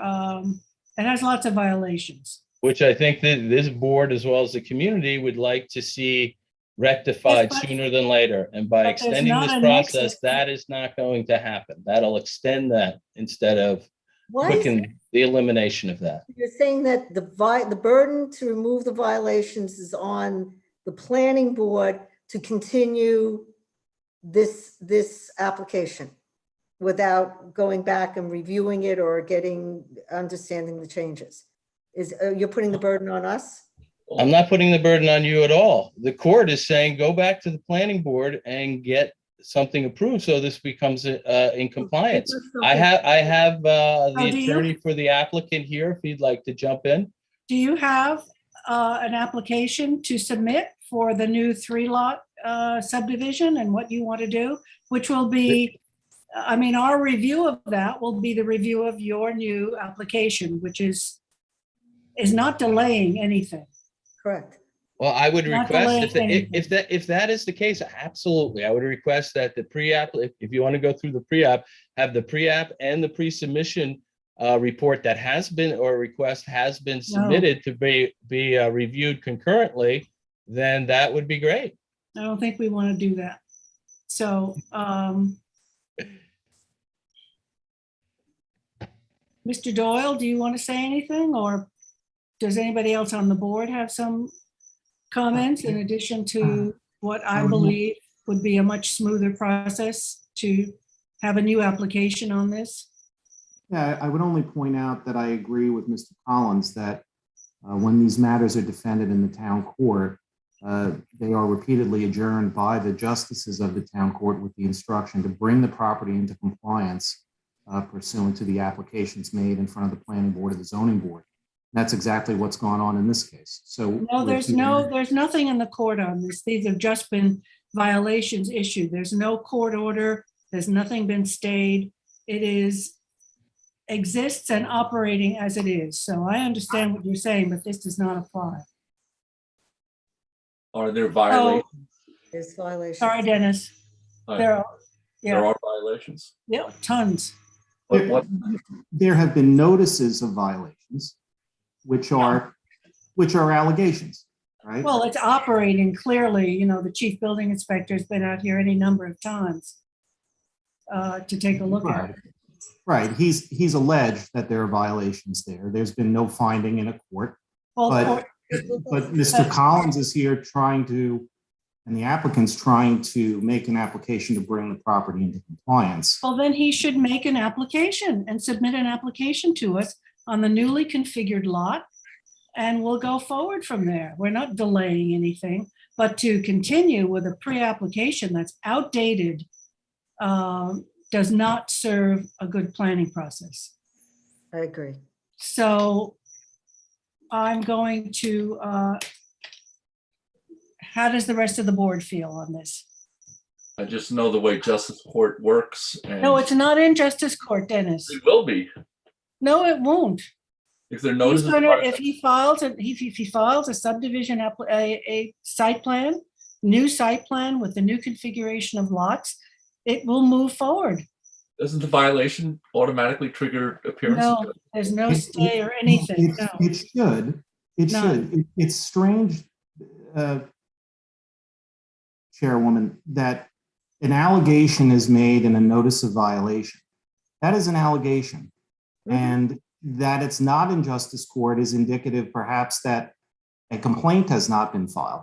Oh, So- Brian, many complaints have been filed, please. But a Photographs have been taken. Planners have visited, How would- code then how would enforcement, the I applicant have been defend there. that? How would So the applicant defend that? there's lots of evidence. This is not a question of the course. I'm talking about the planning process of a pre-submission application. That is a year old. It is our discretion to renew it and move it forward or not. Yeah, And so- as For it the is, record, for the record, notwithstanding whatever is happening in justice court, That's you right. now have before you a changed subdivision map. Mhm. So the board has to decide whether or not they're comfortable moving forward and extending that pre-app based upon lot configurations that have changed. Perhaps it's a benign change, perhaps it's not. That's up to the board to decide. So,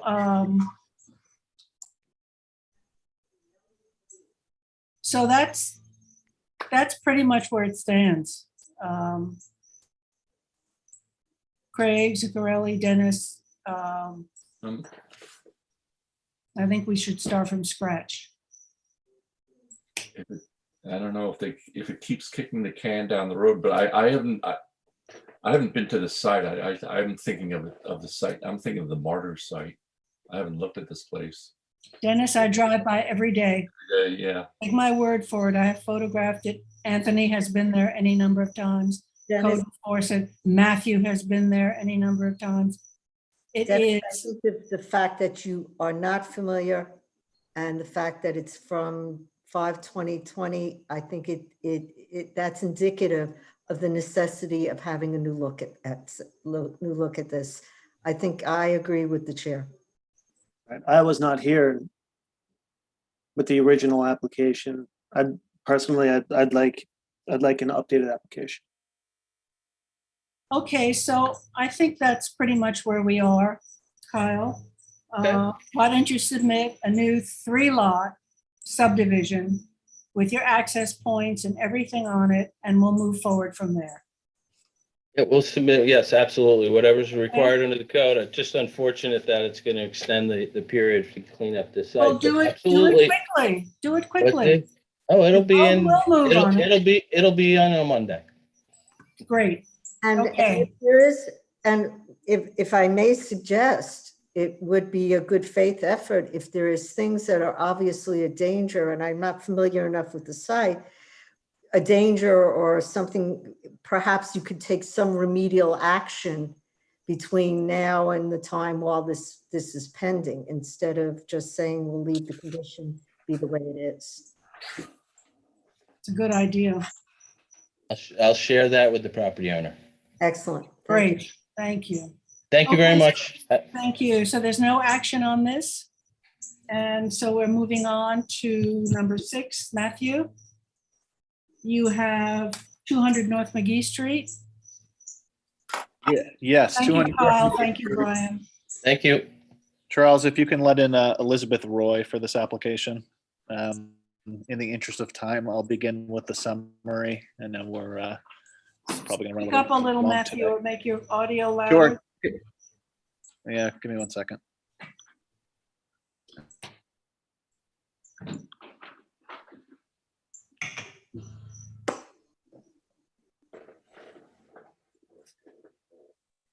How's that? Is that better? Yes, much better. Good. Okay, so this is a pre-application report for 2-lot subdivision at 200 North McGee Street. 87,267 square foot parcel. I'm going to share the screen, show you guys an aerial. As you can see, there's a house, pool, other accessory structures. There's a garage with a carport and what's CO'd as a potting shed. On the next screen, if you can see, it's kind of small. Do you want me to zoom in? Would that be better for you guys? Please. A little bit, yeah. Okay.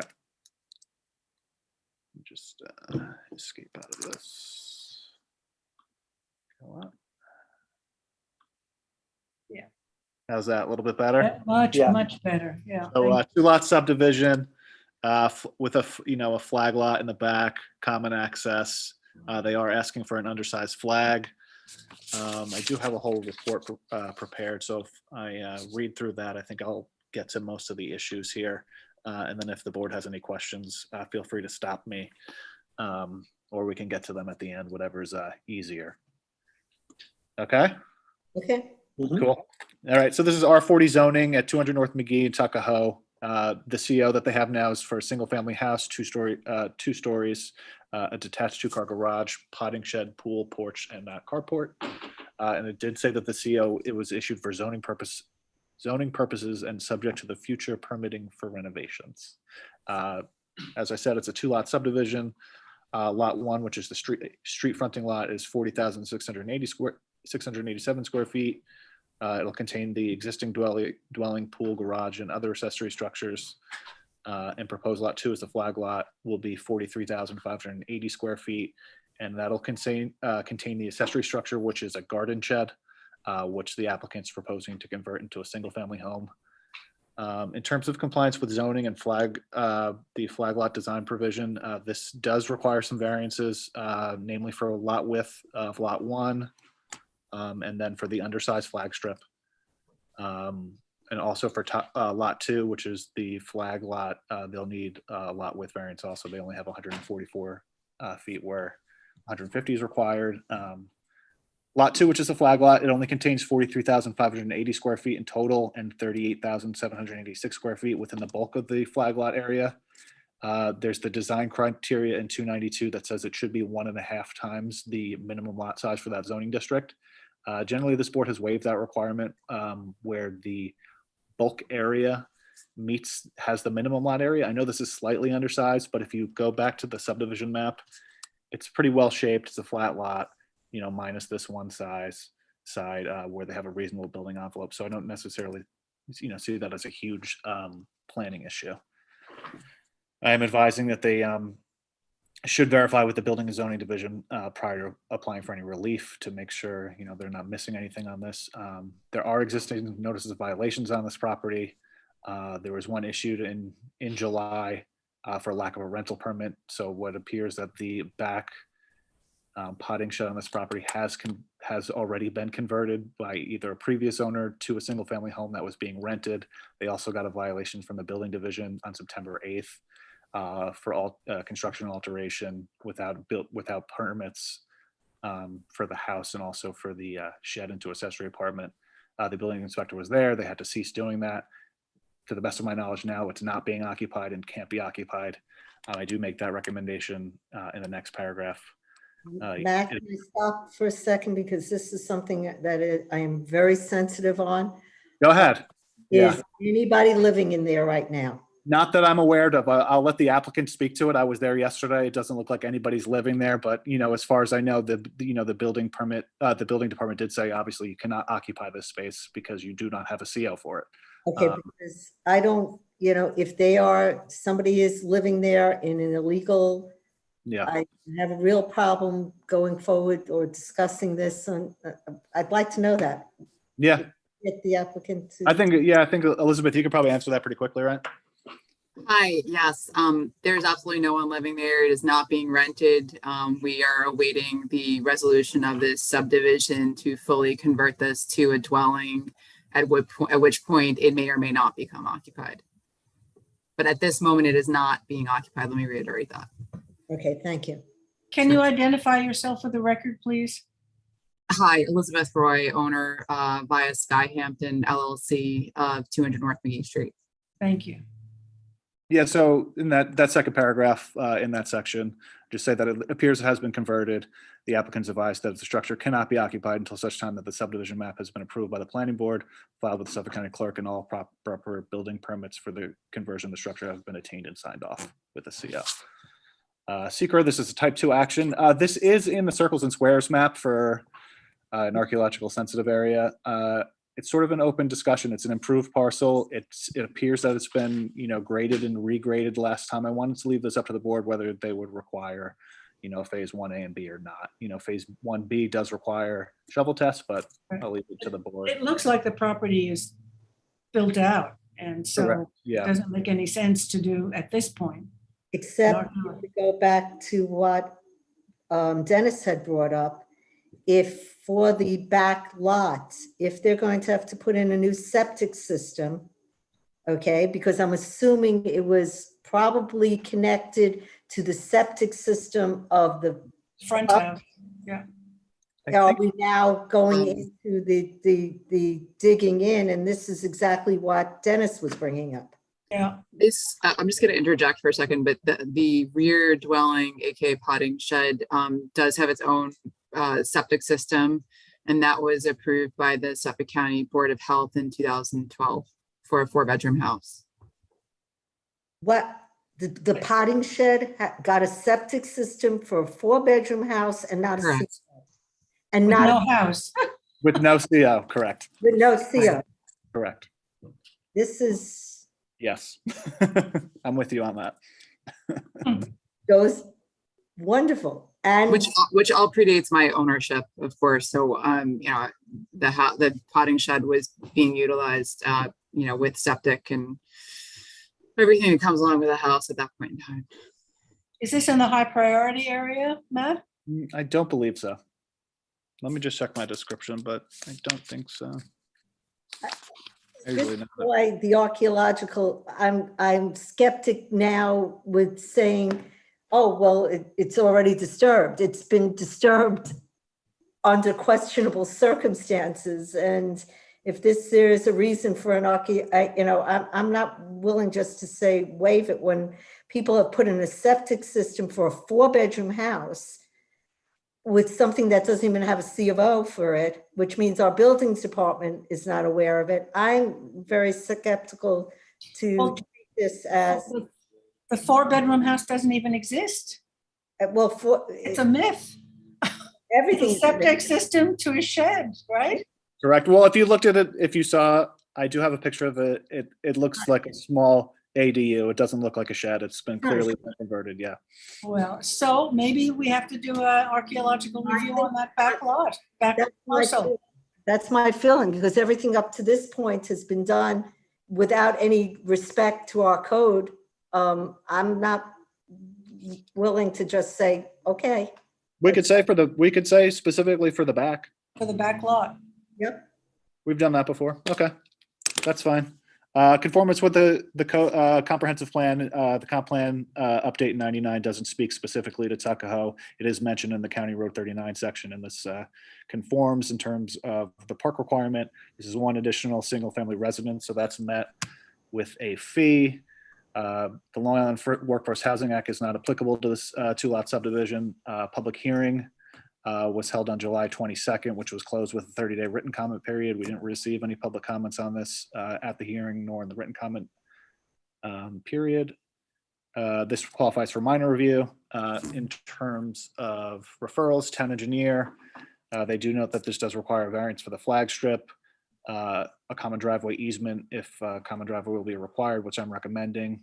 He notes his fees, 3-inch drainage, which is standard, to show the utilities for the property, its own water service, and the covenant for flooding that has to do with the grading of this property on the south side. There's a Suffolk County Water Authority well site, and then there's a significant grade change to where this house is in the back. So this doesn't have water. The water was coming from where? From the house. From the house. So Correct. it didn't have a separate meter. So that Not means that I'm aware. Yeah, not that that's indicated now. It doesn't currently have a separate meter, but I have already put in the paperwork with Suffolk County Water to extend the pipe to the street to tap the water main from the street. Yeah. So that is in progress and should be complete, you know, as soon as they can get to it with their, you know, policies. Fire prevention, they just had their standard comments for this for a flag lot, street numbers, driveway safety. They do know that there's public water in the area, and we didn't receive any comments from the Southampton Fire District. The Conservation Board, there might have been some confusion from the Conservation Board because they did indicate their support that there was no additional density caused by this under the assumption that this was a legal structure. It's not. They do also speak to the wooded area that's along the south here. I can show you back in the aerial. It's this area here that they're recommending an easement. It's pretty wooded, and there's that significant grade change. And the water is coming from where, Matt? I believe it's tied into the house. Their existing water services you see here. I don't understand that. Yeah, so there's a water service that goes in. I think, yeah, it comes here and then back to the shed. But is there flooding in this area? That's, So the concern from the town engineers, because if you, Jackie, you see these topo lines, it goes from, yeah. I believe it's 86 feet here down to about 72 feet in a very So it's a short. lower grade, the rear. It's a lower grade, and it's Oh. very flat right here. So that's the town engineer's concern with that. Uh-huh. Why he's Should we recommending go that. back to conservation because it wasn't legal and for them to review it again? Since they reviewed it believing it was illegal. Yeah, we can, it'll go back to them at final again, Robin.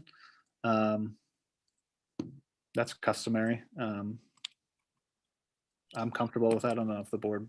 Right. And so maybe the engineer would want a 3-inch, He did recommend that. he said 3 2 inches, no? 3-inch drainage. He said 3-inch drainage? Did he? He did. Covenant requiring 3-inch drainage for all future. Oh, okay, all right. Highway Department, they didn't have any recommendations or objections, nothing from the Health Department on this, and nothing from the area CAC. In terms of recommendation, that the pre-application report shall serve as a referral comments to the Town Zoning Board of Appeals for their variances. I did, and number 2 does note the relief that's required, and they'll have to verify that with the building division. Number 3 speaks to the garden shed not being occupied until after the subdivision map is filed, and then they attain all proper building permits for the building division and get COs. Number 4, lots 1 and 2 shall be accessed via a single common driveway. As this is an undersized flagpole, we'll ask for the 20-foot wide common driveway and utility easement to go over that whole flagpole area. That should be shown on the plan, and then a separate common driveway plan should be submitted with the final application. I did speak to the grade change in number 5, and I'm asking for slope analysis on the final map, and to contemplate whether or not there would need to be an easement to preserve that slope. And then number 6 speaks to a possible buffer. I don't know how the board feels about that. It would aid in preserving the slopes. We could also talk to it at final as well after we see the slope analysis. Yeah, I also would like conservation to look at it again. Okay. Mhm. I can rephrase that to say, a conservation, buffers may be required based on, future recommendations of the Conservation Board and the receipt of slope analysis at the final application stage. Where do you want those buffers? Can you show the map? Absolutely. That would be, Jackie, along here to basically show the limit of clearing, which kind of goes like Oh, this. okay, so that actually could help That could absorb absorb the some slope. water. Yeah, I Then- think that's a good idea. Yeah. I could leave it sort of as an open issue to be determined at final. And then We want a review on the rear lot. number 6, I'll stipulate that this will be for the rear lot only. Number 8, compliance with the fire prevention comments. 9, town engineer. 10, health department approval. And then 11 is final application, phase 1A and B, final massive health department approval. And I'll add that they'll need their variances as well into number 11. So, Matt, you want to know the elephant in the room? Go ahead, Dennis. You can't accept their final application with, when are they going to get the C of O for the potting shed? That's what should they do it in between? They can't. They can't. So that's what I said. Yeah, no CO until after we won't be able to sign the map until after the sorry. So what was the language we used to use, Dennis? It has to be removed or made to conform? Removed or made to conform. The only one who can make it to conform is the ZBA. Well, So they're it's asking to convert that to a single family home. So But they can't convert it until the lot is created. We can't create the lot. It's a chicken and an egg quandary. We can't create the lot until the way we've handled it in the past is the ZBA. They would have to get the ZBA to allow 2 residences on a single lot with the stipulation that the relief would expire if a subdivision isn't finalized within 6 months. Okay. But the only one who can grant them that is the ZBA. Yeah. ZBA. That Think makes about sense. it. Yeah. So Well, Kathleen's there. So we can't do the subdivision with an illegal building, a shed. If they're not, Dennis, if they're not occupying it, I'm not, that's. Well, how would we bring that? How would we bring it into compliance? So what I had recommended was that it couldn't be occupied until the subdivision map is filed with the county, because it's, as for all intents and purposes, it's a garden shed now. It's not occupiable space. Right. But it's accessory to nothing. Yeah. It's accessory on a. We would be creating exactly a lot with an accessory structure with no primary structure. Well, no, there's an existing single family house. No, but when the new lot. No, when it's created, so it would be a garden shed. Right. With. Well, it could be subject to, subject to the subdivision, and then otherwise it would have to be removed within 6 months. Or the ZBA could grant relief for the creation to allow an accessory structure. Now, isn't there, Kathleen, what is it with the code? If the two lots are adjacent and common ownership, you're allowed to have an accessory structure. That's new, right? Yeah, it's a few years old, Dennis, and it does allow it on certain lots. They have to be conforming. They have to be held in the same ownership. Right. I can review those standards. I think there's 3 or 4 standards that have to be met in order to allow an accessory structure where no principal structure exists. But this would qualify, right? Because once they receive the driveway relief, they'd be conforming. They'd be same ownership. So we could sign the map. One of the conditions is, well, we'd have to actually sign the map, and then they'd have to get a C of O for the rear house. Yeah, that was my recommendation. Which they could do after the subdivision's approved. Yeah. Because technically you're improving a lot with just a potting shed on it. It's a potting shed, yeah. It's tricky. I know these. Yeah, I know. No, I understand. Not to throw like a wrench into things, but so prior to my ownership, this property was in foreclosure, a bank owned it. And so when they went for a C of O, they may not have known the full history, but prior to that, this lot did have a C of O for 2 dwellings. That was in 1987 C of O, because I guess it predated zoning, et cetera, back in the 50s. So I know that David Gilmartin had some conversations with Dennis about this topic, Dennis O'Rourke. And so we had been instructed by Dennis to submit a building application for the conversion of this structure to a dwelling. The front desk didn't permit that to go through. They wanted additional alterations for the main house, I guess. But our understanding was that because of the pre-existing C of O and the fact that the multiple dwellings on this property had existed for many years, that would be effectively continued here. So your CBO says allows for 2 structures on the one lot. It doesn't, Dennis. That was an older CO that spoke to an accessory structure that straddled the property line between this property and another property, which doesn't exist anymore. Which I've spoken to Dennis about. So it was a different structure, unfortunately. Oh, so that doesn't cover this. It's not applicable. No, this is a potting shed for the intention of the CO. So I think we have to. Yeah, that's what I'm. The language and how we do this is the question.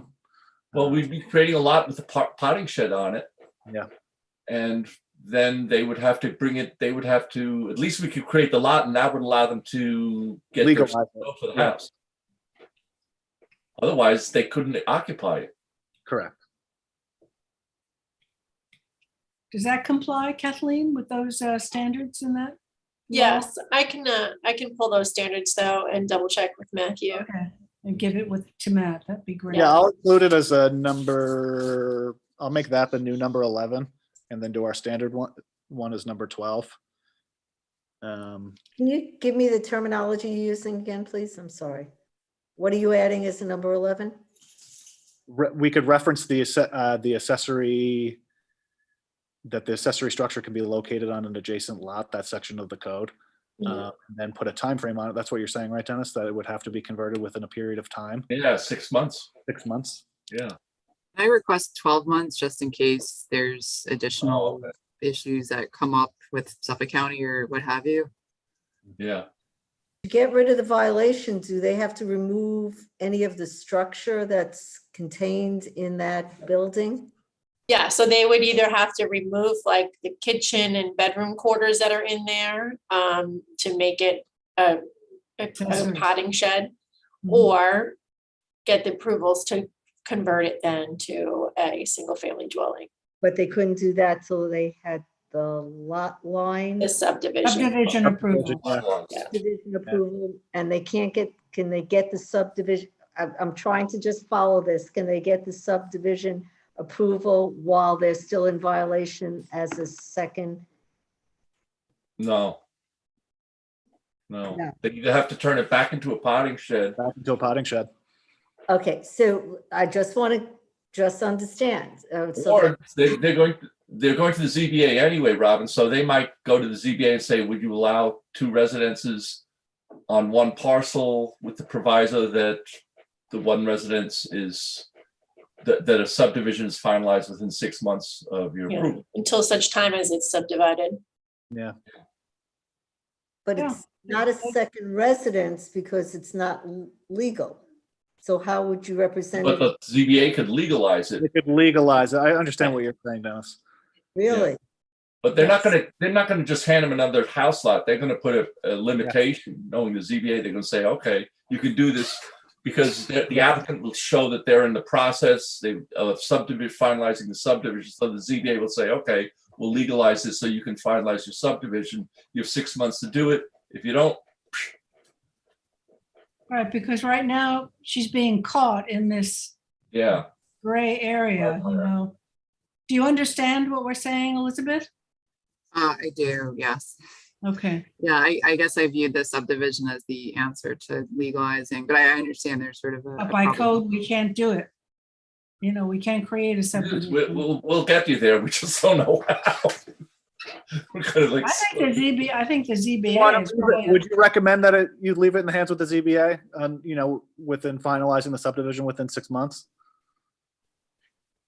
Well, we can't speak for the ZBA. No, I mean, it would only be a recommendation. That's the problem. the ideal is to turn it back into a potting shed, but Well, then then recommend that it's a potting shed until, that's going to be the applicant's argument. They're going to say, hey, they want us to turn this back into a potting shed, rip everything out so then we can put it all back in, give us relief. Well, can I ask the applicant, were you going to legalize this structure or were you going to knock this down and make a new structure? My intent was just to legalize this structure. It's a beautiful cottage. That way it would remove the need to have new construction in the area. It's just a very small structure as is. So I thought it'd be beneficial for the town and the neighborhood just to kind of leave things as they were. And how many bedrooms is it? It's a 2-bedroom, 1-bath cottage, roughly 900 square feet. Okay. The only way we could sign this map is if you turned it back into a potting shed. It means ripping out the kitchen and doing whatever other modifications to satisfy the building inspector. You're saying unless the ZBA provided relief? Right, correct.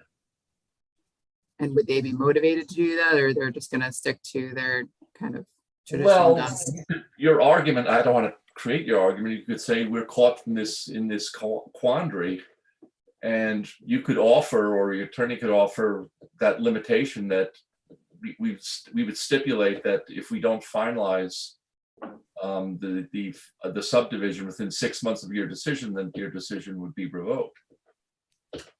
They have done that. Right. Yeah, and that is a logical solution. Allow us to sign a map, and you could file it and then legalize your rear house there. Yeah, I'm fine with all of that. And, to Robin's point, of course, we would not use it as a rental. So, I mean, we're going to do everything by the book. Don't occupy it, whatever you do. No, we won't. We'll do everything by the book. It's just a matter of, 6 months can pass in a second when you're dealing with water authorities and other parties of. Well, no, 6 months would be to finalize the subdivision. Then you could, your relief would run, and then you'd still have to apply to convert it to a house. to upgrade it. Already got Board of Health approval for a septic system, which I find absolutely amazing. Oh, yeah, the Board of Health, oh, yeah. Yeah. But I do have to redo that. That's I the do worst have to is that- redo that, I believe, because it's 9 years old, and so Oh, I have to put in all new paperwork to get that redone. okay. So it's, Robin, So they it's probably like brought their old C technically, of O. but They probably brought their old C of O's, and it's like, oh, okay. so you have to go, you're going to reapply to the Board of Health, is that? yes, I am reapplying. I assume I have to, unless you guys tell me otherwise. We can Oh, use I'm the 2012 approval. That's the But building department. That's Okay, good. so can we wrap this up because we have a lot of applications still to go. It's 4 o'clock. Before we rack it up, can you just take me to the sequence of events that are going to take place? Because I know we bounced around a little bit and I'm just trying to write them down so I better understand where things are at and where things are heading with this application. So Craig, the issue is that Dennis raised is if we file this map as it is with the potting shed, then we're creating a lot that has no primary structure on it. It only has accessory structure, which is not allowable by code. There's a newer section of the code that does say if they're held in the same ownership, you can do that, but certain criteria have to met. The other option would be for the applicant to go to the ZBA when they're requesting relief to say, hey, can I have some sort of temporary relief to have 2 primary dwellings on one parcel with the provision that we finalize a subdivision map within 2 months, and then you have one residence on each. So Matt, Correct? why don't you put those 2 options in this pre-app report? Okay, either comply with the section of the code for an accessory structure on a separate lot, or Go to the seek relief from the ZBA. Yeah, and flesh it out the way you just did. And I'll work Well, on the easier language is to say the object the structure will be removed or made to conform. Made to conform, even that's better. that's how we've always done it. Way to make it conform. I think we might have overthought it, Dennis. But that's So these two actions, It was a good discussion. these 2 actions with ZBA and planning will be going on simultaneously. They could do the final and seek the relief. Well, they would have to get the relief before the final Yeah. for the area and For the driveway, yeah. for the driveway and for the lot width. Matt, the section is 330-76C1, which speaks to allowing the accessory structure to remain. Cool. Thanks, Kathleen. I'll add that. Okay, so with those changes to the pre-app report, do I have a motion to approve? Motion to adopt. Motion by Dennis, second by Zuccarelli. All in favor? Aye. Opposed, abstentions, 5 in favor, 1 absent. Okay. Then we have Jackie Fenlon, Sherwood St. George LLC. Yes, good afternoon, board members. How are you? Hi. Good. If you could please let in Daphne Vaughn. She's representing Sherwood St. George LLC. Mhm. And I'll share the screen. Come. Thank you. So you'll recall we just approved the final conditional approval for a 2-lot subdivision. This is the aerial of the lots. The access is via Sherwood St. George. Right after the adoption of the approval, like a week or 2 after, I did get correspondence from the fire marshal's office and also the Westhampton Beach Fire District. They had requested a fire hydrant to be within, I believe it was 450 feet or 600 feet. Sorry, I can't remember exactly, but I have it in their resolution. So the applicant has come back, revised the map, shown the fire hydrant to be here to comply with that recommendation so that there's a new fire hydrant that can serve these 2 lots. So I just wanted to amend and update the final conditional approval. So this is the first pages. None of the findings are changed, but this is referencing the September 14th requirement for a hydrant within 600 feet pursuant to fire prevention office.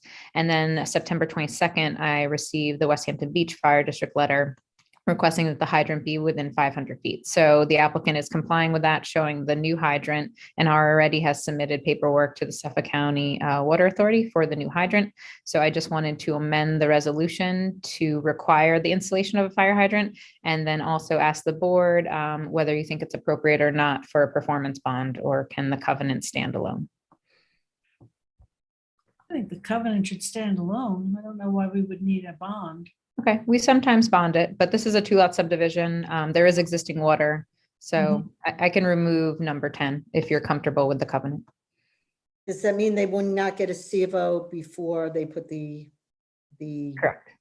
the hydrant? Yeah, they can't get building permits. So installation of a fire hydrant as per the directive of the West Hampton Beach Fire District as shown on the final plat to be installed prior to issuance of any building permits on lots 1 or 2. Oh, and sorry, flag lot restrictions should just move down. That's a yeah, so no building permits, and these are vacant right now. Okay. Okay, so I'll remove number 10. Mhm. Okay, great. Daphne, did you have any questions? Hi, Daphne Vaughn, Surfside Environmental Planning.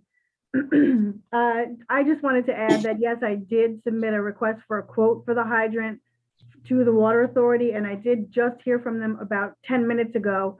I requested that 2 weeks ago. They told me it's going to take 6 to 8 weeks to receive that quote because they are having staffing problems due to COVID.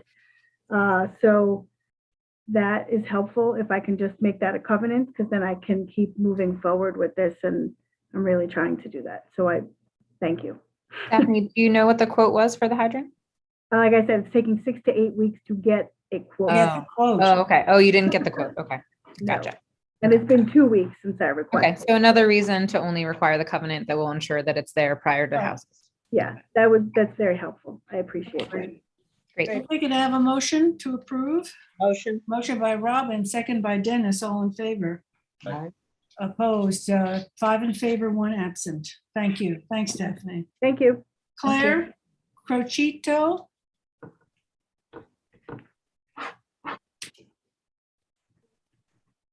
Claire?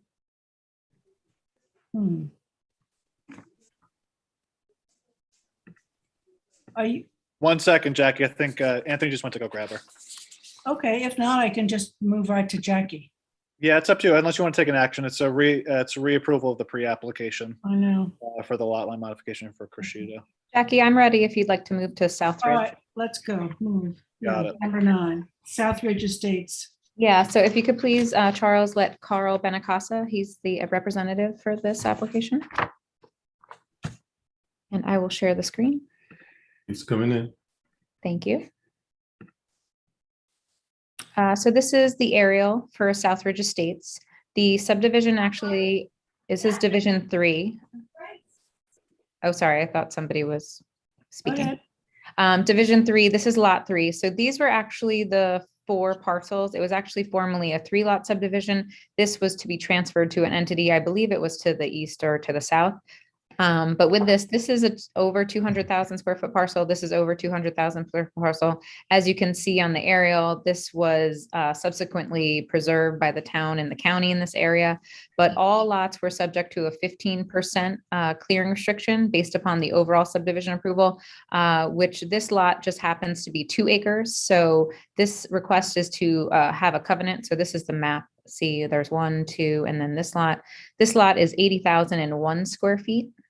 So it complied with the zoning district at the time, although current day aquifer protection regulations only require it to be 35%. So the covenant amendment request just needs a resolution of the planning board with a majority +1. I have that resolution prepared, which would give this clearing restrictions pursuant to the aquifer protection. Okay, it's pretty straightforward. Carl, anything to add, or can we go to a vote? Sure, I would just add that the 2 larger lots, which as Jackie said are roughly 5 acres each, were completely preserved. They're owned by the town right now. So those will never be cleared. So the preservation of natural vegetation that was intended through this subdivision is well achieved, even if we increase the clearing to what's permitted under the Aquifer Protection Overlay District. Great, thank you. Yes, yeah, and on that subject, Jackie, it was, the planning board was considering cluster versus standard, and they decided to go with standard with the restrictive clearing. But as Carl said, the surrounding properties have all been preserved. Good. I have a motion to approve by Dennis, second by Craig, all in favor. Aye. Opposed, abstentions, 5 in favor, 1 absent. Thanks. Thanks, Carl. Good to see you. Thank you all. Good to see you. Claire Crocito. Hi. Yep, this is an extension, a reapproval of a lot line modification for a site plan that we fully vetted. let me show you the aerial here. This is on Scuttle Hole Road and Montauk Highway. This is Sabrosa here, and this is that Hess station. Anyone need to come in? Nope, not in this case. Thank you, Charles. Want to share your screen, Claire? Yeah. Oh, you're not seeing that? Shoot. No. Sorry about that. There you go. How's that? Good. This is the aerial. So all it is the lot line modification just takes it approximately from here to here and straightens up. So there's 2 building proposed for this property. And that's part of the site plan for Scuttle Hole Associates. That's been reviewed. So no major changes in this pre-app? Nope, just reapproval, and actually probably at the next meeting, we'll acknowledge signature. We'll have Glorian sign the plans, okay? Okay. So motion for reapproval by Zuccarelli, second by Craig. All in favor? Aye. Opposed, abstentions, 5 in favor, 1 absent. Okay, Claire, stay there. The Watermill Village townhouses. Yes, if you could let Jeff Suchman in, Charles, I'd appreciate that. Thank you. So this is the soil management plan that we had hired. Right. I'll share my screen again as we wait for Jeff to come in. This is, thank you. Here is the plan. This is the plan, actually. So you can see that, right? The site plan on the project. So this is the soil management plan. This is related to the arsenic on the property that was identified towards the end of the site plan process. And part of the requirement would be a soil management plan. And so the applicant has prepared one. The planning board at a previous meeting this year approved FPM to review it. And they came back with some comments. And that is here. Actually, it's the revised one. This is the comments from FPM. They had a couple of additional changes, but the original plan they agreed with, but the applicant has modified it. And I received an email this morning that's approved this latest version of the soil management plan. So I'm recommending it be approved. Can you give us just the highlights of what was said? Because I haven't seen this. I don't know. Maybe I can let Jeff. Jeff, and I'm gonna defer to Steve if Steve's still on. That's true too. I can. Oh, Steve's there. Okay, I'm here, Jeff. Yeah, I'm members of the board. This is Steve Naroda with Aris Design. Thanks for the opportunity. So this plan just captures graphically what our thought is with how to deal with the soil remediation. So the thought is we would, based on the letter and the report, we're going to keep soils away 2 feet away from drainage inlets. And in those areas, we'll just increase the depth of the infected soils to 6 feet, where other parts are 3 feet. But what the idea is just to keep the infected soil at a minimum 2 feet away from any drainage inlets. You're not stockpiling, you're not scraping off this toxic soil and stockpiling it somewhere? I thought that was the plan. Yeah, I'll interject, Steve. So Go, yes, Jeff. the first part of the puzzle is we're scraping off the top 12 inches of the crosshatched and red area. And then we are going to survey the roads, dig the roads down, and take that stockpiled soil and put it beneath the road and encapsulate it under the roads. So what the consultant had brought up is they wanted to make sure that we stayed a minimum 2 feet away from all drainage structures, which this new plan shows we are going to do. Well, that's clear. Thank you. Okay, so you're not removing the soil and taking it somewhere else to dump. You're going to use it to fill and encapsulate. Yes, exactly. Thank you. That's good. That's a good summary. And then also town engineer approval was supposed to happen. They had some recommendations. I would just still leave town engineer as a condition if you want to act today, or I could put it on for the 28th if you want me to have a complete resolution. It's up to the planning board. I think that's better. Okay. Yeah, we're not Okay. comfortable. At the same time, we might talk about the other changes. If you remember, they suggested a berm along Montauk Highway, which I think you were amenable to, a berm and a wall. And they also wanted to eliminate some walkways. I'm awaiting for a memo from the highway departments on that issue. So if that gets wrapped up, we might discuss that at the next meeting also, just so you're aware. Great. Okay. I think that's better. So Any there's no- questions for the applicant? Some stuff for the applicant on this? You good? All good. Thank you. no Thank action. you. Thank you. Thank you. Bye-bye. Move on to 11, Claire. Yeah, this is pretty 20 River straightforward. Lane. But yeah, 20 River Lay, if you remember, this is the site plan on the circle, the one with the clock tower. Mhm. We had a maintenance bonds that was accepted 2 years ago, and all the landscaping is in order. So I'm recommending the release of the maintenance bond. Okay. Motion by Robin, second by Dennis, all in favor. Aye. Opposed, abstentions, 5 in favor, 1 absent. Jackie Fenlon, are you here? Yes, I'm here. Okay. Ocean View Park section. Yeah, let me just share the screen. Give me one moment.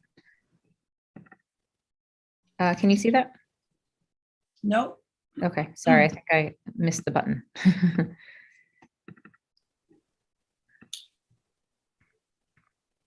Okay, so this is lot 8 on the development section of Ocean View Park, map 105, parts 1 and 2. If you'll recall, the original section was this northern section, and then we more recently got an approval, I think it was 2017, to amend and include the rear section. So this would be a development parcel, this would be a development parcel, and then also this entire parcel here.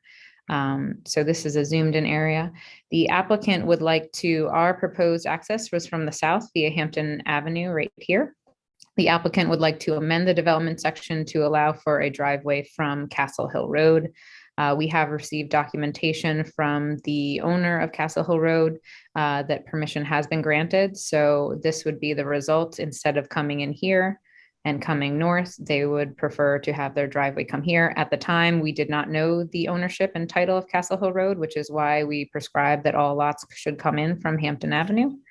And this is a resolution just setting a hearing so that this consideration can be heard at November 10th, 2021. So it's Castle Hill Court, and is that, who owns that? Is that a town road at this point? It's a private road owned by Joseph Gaza. Castle Hill Court. And Joseph Gaza has made a letter acknowledging that he gives permission and will sign any documentation necessary for the applicant to use Castle Hill.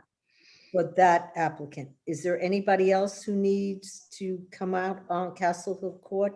Preferably? Not from the amendment, sorry. Just this applicant. There was discussion in a staff meeting, which we can discuss further on, but this was fairly divided by the 3 property owners for the development of Hampton Avenue. I believe the applicant is okay, but we will discuss that further with still sharing the improvements to make sure that there's still an even burden for all 3 property owners. Essentially, this lot will still provide compensation and make the improvements to Hampton Avenue, which was fairly divvied up by the approval, but they would prefer to come off of Castle Hill. I understand. So we're going to close the curb cut on Hampton Avenue. And in this area.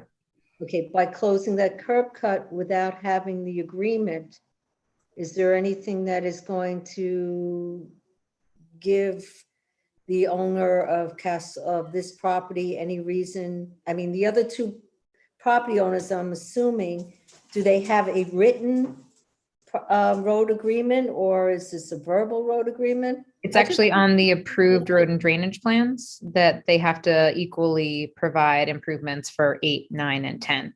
Okay, here's my concern. If we close the road access here, and we give them the access there, what is the impetus to keeping the road agreement? Because these other 2 property owners were seeing a third for responsibility, and now they're a half and a half. I mean, Well, that's, I believe the owner is willing to pay his third to improve Hampton. how we were effectuating that. We can discuss that. I'll discuss that with the applicant and Kathleen. I would like that discussion before we agree to, I would recommend before we agree to giving the Castle Hill. That's fine. We're just setting a hearing today, so we can look into that further and have further discussions. I'll look into it more. Is it premature? I'm just time, how things get done, process. So. I mean, it gives us a month to get that under control before the hearing. But I can speak to the applicant. I was just focusing on setting a hearing, so this could be made public to any of the neighbors, and then they can come out and make comments. Jackie, you're muted. I don't. So if you get a letter that Kathleen can take a look at, where this owner indicates that he will share through his 1/3 for the road maintenance, then at least it's documented. Sure, I've discussed it with the representative, but I can ask for something in the written record as well. Right? Yep. Mhm. Okay, so you just want to set a public hearing. When is that going to be? November 10th, the special meeting, November 10th, 2021. So that's the first one then, right? Yes. First one on for November 10th. So I can have a motion? Motion by Dennis, second by Zuccarelli, all in favor. Aye. Opposed, abstention, 5 in favor, 1 absent. Matthew Radziwill, you want a secret determination? We're going to go through those. You're muted, Matt. Can you hear me now? Yes. So this is lot line modification in the ag overlay at 911, 913, 915, and 917 Ocean Road, 4 parcels. Let me get this up for you guys. As you can see, this is the existing layout. I have a lot line modification map too. So this is the existing parcel 1, parcel 2, parcel 3 is this small parcel here, and parcel 4. These are the proposed changes. It's a little bit of give and take with all the parcels, but as a result, this is the layout, more conforming lots. Better. A little bit bigger, but better shaped. Charles, can you let him know Brian Locasio if you get a chance to? He's the applicant's representative. Has everyone I'm here actually? He is good. Has everyone had the opportunity to read through the part 2? I can read through it quickly if you'd like. I didn't identify any large impacts. Everything was small or no impacts. It's up to the board if you want me to read through everything. Effect on land. Yeah. And you gave your explanation below. I give an explanation. Yeah. How about that? Just I'll say. read through the part 3 explanation. I think that covers everything, as long as the board's comfortable. And then we'll move on. Let me just read it off the paper because it's a little bit bigger.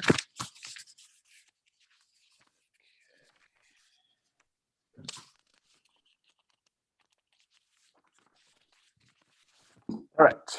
A full environmental assessment form was completed and reviewed with a review of aerial photographs, soil test holes, critical environmental area maps, DEC regulated freshwater wetlands map, groundwater maps, and zoning maps. The conclusion may be made that no threatened resource or species were found to be located on the mentioned project area. The proposed lot line modification is located in the agricultural overlay district. It can a critical environmental area and contains class 1 and class 2 soils on site, which are critical resource in the town of Southampton and the entire state of New York. Additionally, the project area has been historically farmed. The applicant proposes the following transfers of land as part of the application: 21,763 square feet from parcel 1 to parcel 2. 81,746 square feet from parcel 2 to parcel 3, 10,156 square feet from parcel 4 to parcel 3, and 2,934 square feet from parcel 3 to parcel 4. Parcel 1 and parcel 2 are currently farmed. Parcel 3 is improved with a single family home and accessory structures, and parcel 4 is vacant. The lot line modification does not add additional residential density, as 4 lots exist prior to the transfer and 4 lots remain after the transfer, and remains in character with the surrounding area and existing zoning, which is R120 and zoned for 120,000 square foot residential parcels. Additionally, while portions of the project portions of the project area are in agricultural production, the transfer as proposed will not impact the ability to continue farming on site. The project is located in the Suffolk County Groundwater Management Zone 4 and requires approval from the Suffolk County Department of Health Services for individual septic systems.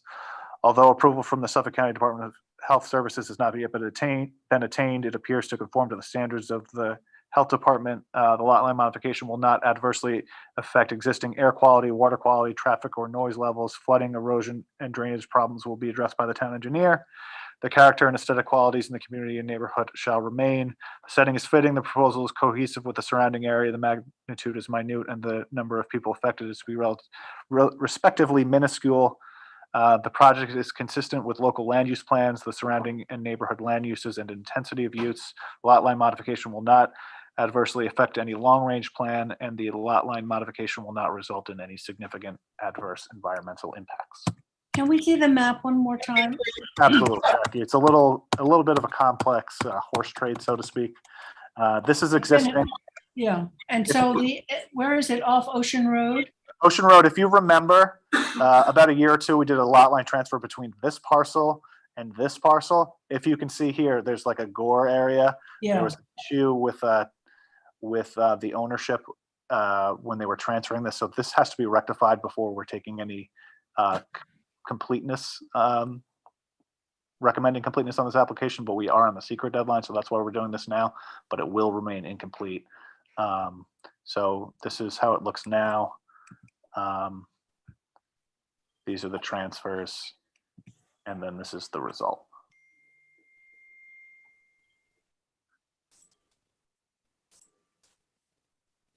Parcel 3, right now, it accesses off a right-of-way, the library and pager noted, and it'll continue to access off that right-of-way. Parcel 4 has a flag strip that kind of meanders around. Parcel 2 has a flag strip, and so does Parcel 1. We do have a resolution prepared for the neg deck. So it would be to assume lead. We coordinated with the health department. Didn't hear anything back within 30 days. So this would be to assume lead agency and to adopt a negative declaration. Okay, any questions? Okay, so we have a motion to adopt a neg deck. Motion. Motion by Craig, second by Dennis. All in favor? Aye. Opposed, abstentions, 5 in favor, 1 absent. Thank you. Okay, thank you. Now we have 3 completions, okay? Anthony has 2, Matthew has 1. Anthony, are you there for the Hampton Bays Fire District? Good comments? I'm here. Yep. Okay. The application's complete? The application is complete. Okay. I'll just quickly show it to you. Okay. We had a work session on this. You might recall we actually did a conditional final approval involving this property on Montauk Highway. If you remember, this is one near Good Crown. And this whole subdivision is to advance that access. We did a work session with Wayne Bruin because that previous application has been withdrawn. It was involving some adjacent property over here, Yes. and that's not happening anymore. So this is the existing lot. In this lot, there's a existing easement that provides access to this state drainage basin right in the middle. Anthony, can you zoom in a little bit? I'm sorry. Sure. Thanks. That's better. Okay. And so the easement on the property comes there. The subdivision will result, if you recall, 1 lot, 2 lot, 3 lots. This is all the same that we looked at before. If you recall, this lot is coming down to a point. And the reason for that was, I believe, the previous agreement between the fire district. And so this is going to require a variance, but access could still be obtained through the easement. If you recall, that cuts through the property to provide access back here. I thought there was a question of ownership. Why is that coming to my mind? That there was a question of a piece. Wayne could probably speak to that. I think the properties to the east that they took out, Robin, might have been where the There ownership was something with issue that was. triangle also. No, there was something with the triangle. Maybe Wayne can jump in there. Wasn't there- Wayne? Can you let Wayne in? He's, Because that's why it's shaped that funny. There's something down there that I seem to. Charles, is Wayne there? Wayne is here. He's trying to get in. Okay.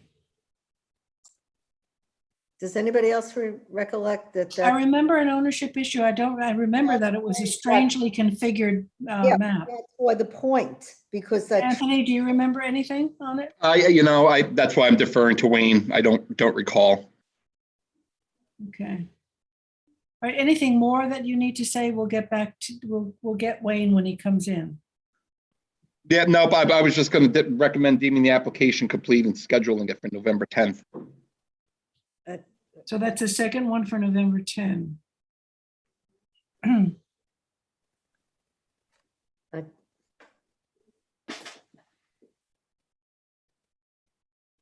Because I think that's why you. All right, he's coming in now. I think that's why you have that weird configuration. There was something going on there. I just don't remember. I'm Well, sorry. and you do have that out parcel right in the middle, New York State, right in the middle there. Talking about the triangle down here, why it comes to a point. I think there was something down there. I don't remember. I'm sorry. I apologize. Hello, folks. Hi, Wayne. How are you? Good. Good afternoon. For the record, Wayne Bruin. I'm here on behalf of both the Hampton-based Fire District and Good Ground Commons, Inc. And the configuration was a contract between the fire district and our client. Our client was also trying to accumulate other lands. At some point in the previous iterations, there was a possible transfer of the parcel in pink to the property to the west, with the thought process that could be merged with that property. And that was a 2-lot division that was granted by the zoning board in 1983 and had access over a private right-of-way out to Montauk Highway. The front parcel has the antique store and the back has a dwelling. Unfortunately, when that process moved to the health department, they found out they never got health department back in 1983. And given the size of the lots and everything else, it became very complicated and almost impossible to get approval without significant issues. So we backtracked, we had a work session with you.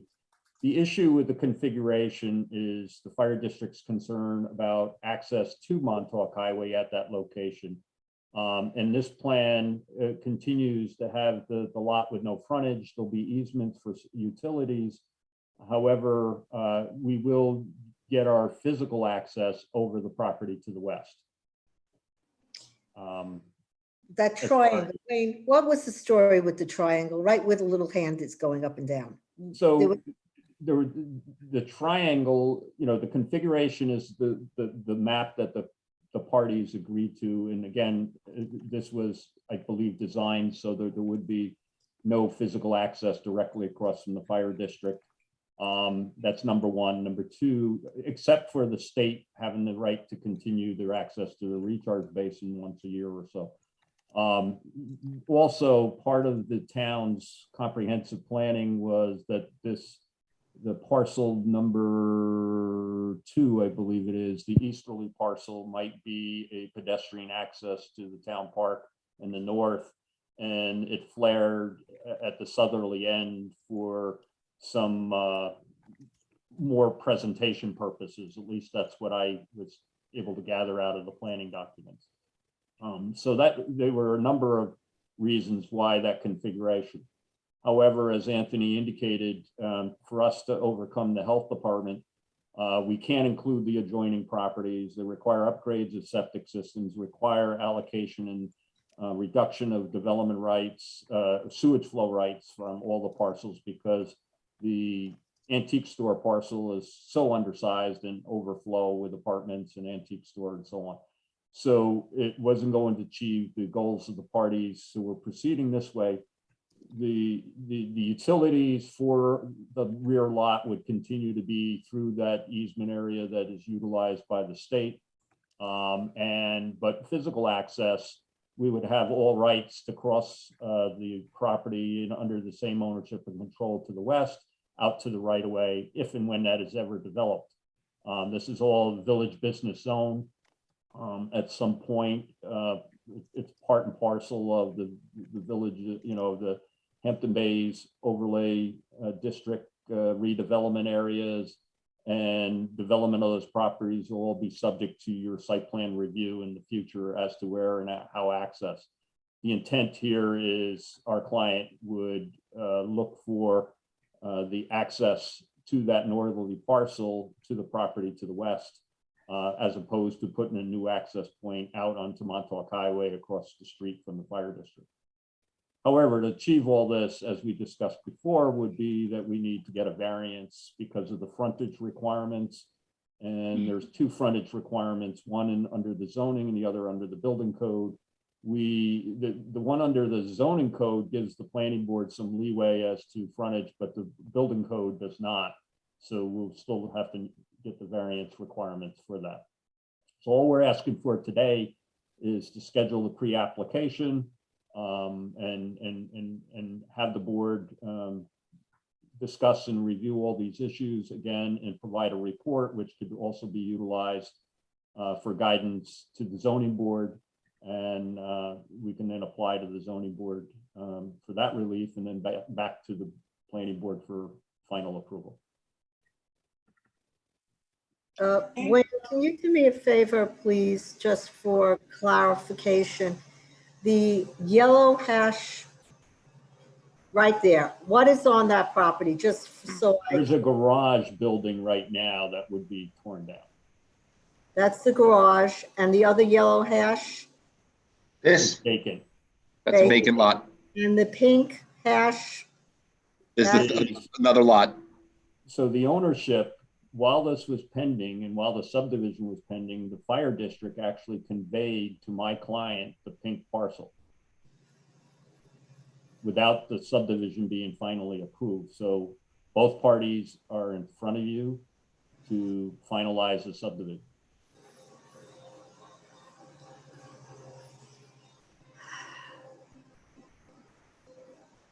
What's your concern, Gloria? Robin? I'm just. I just want to we actually had a very lengthy work session on this, so I'm just, saying. Yeah, I know. What's your concern? My concern was the making of the irregular, and I thought I had remembered there was a issue on the irregularity down there that we're forming, so on ownership. But now you're telling me that there's only two parties now. The fire district transferred the property? They did. They actually conveyed to my client, but both parties, the fire district and my client, Good Ground, are before the board to get the subdivision approved. And they're asking for this configuration, among other things, because we're not looking for a physical driveway at this location. And the two yellow or orange will remain in the fire district's ownership and control. So they have no present plans to convey those properties. The yellow and the gold. Yes. Okay. And this is the antique store that runs all the way down. No, the antique store is two parcels to the west. Oh, God, it's a bit. But that was the one that complicated is when proposing to transfer and use that, is the health department said, oh, you're going to bring this 1983 subdivision, which we never reviewed, in front of us. We need to get all the owners and we need to apply all the current standards and requirements as if it never occurred in 1983. I think I'm remembering what Robin is referencing. Wasn't there running up along the side of the yellow hatched a parcel where there was no ownership that could be found? No, that has to do with the Jackson property that's to the west. So the parcel immediately to the west of the gold was, this is going back to the 60s when the Jackson family owned a number of parcels. And that parcel was conveyed out subject to a right-of-way, which is that narrow parcel between the next two. It says James McGuire and Loretta Numjowski. If you look, the parcel immediately to the west is Loretta, now or formerly Loretta Numjowski. And then the next parcel is the 20-foot right-of-way, which is McGuire and Numjowski. And then the next parcel to the west is McGuire. So McGuire and Numjowski both have 50% ownership over a right-of-way and both have access rights, as well as the parcel to the north have access rights over that. And the problem, part of the problem was that Loretta Numjowski passed away, and then my predecessor, who was representing, was trying to chase her down when she was still alive, and she was with her daughter in some other state. And then we found out she passed away and left we assume the property to her two daughters, who we then subsequently found out the two daughters also passed away. All within years, out of state. We have no idea when, where. There was no contacts to try to find everybody. The health department was trying to get us to include all those parcels in the application, and that became logistically impossible. You could write a thesis on this, Wayne. We have. Yes. We have. So let's try to schedule the public hearing, Robin. Okay, November 10. A motion to do that. Anthony, can you take the? Yep. Thank you. Motion by Dennis, second by Zuccarelli. All in favor? Aye. Opposed, abstentions, 5 in favor, 1 absent. Thank you, Wayne. That was a very interesting. I'll try to be shorter at the night of the hearing. Okay, so Matthew, Yep, it's number BH 15. 680, number 15. Consider completeness and a hearing for the final application. Yeah, if the board recalls, this is BH 680, 2-lot subdivision in Watermill, where there's going to be one conforming lot, one undersized lot.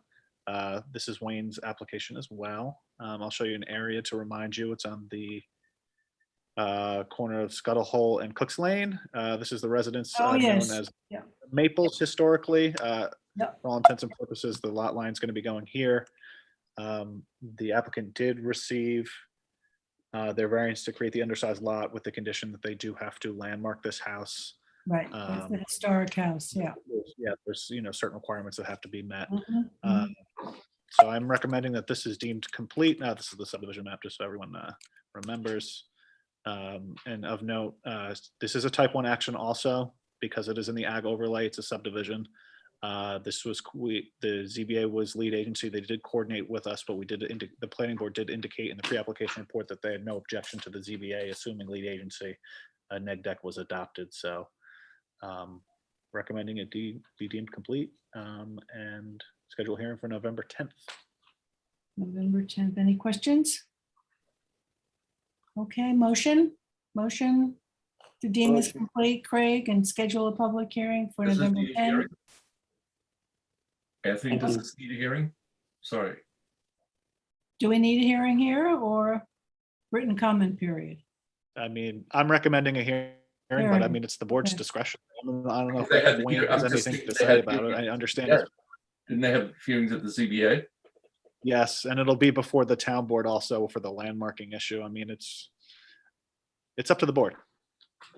I mean, you did take a vote. I don't know if you want to re-vote.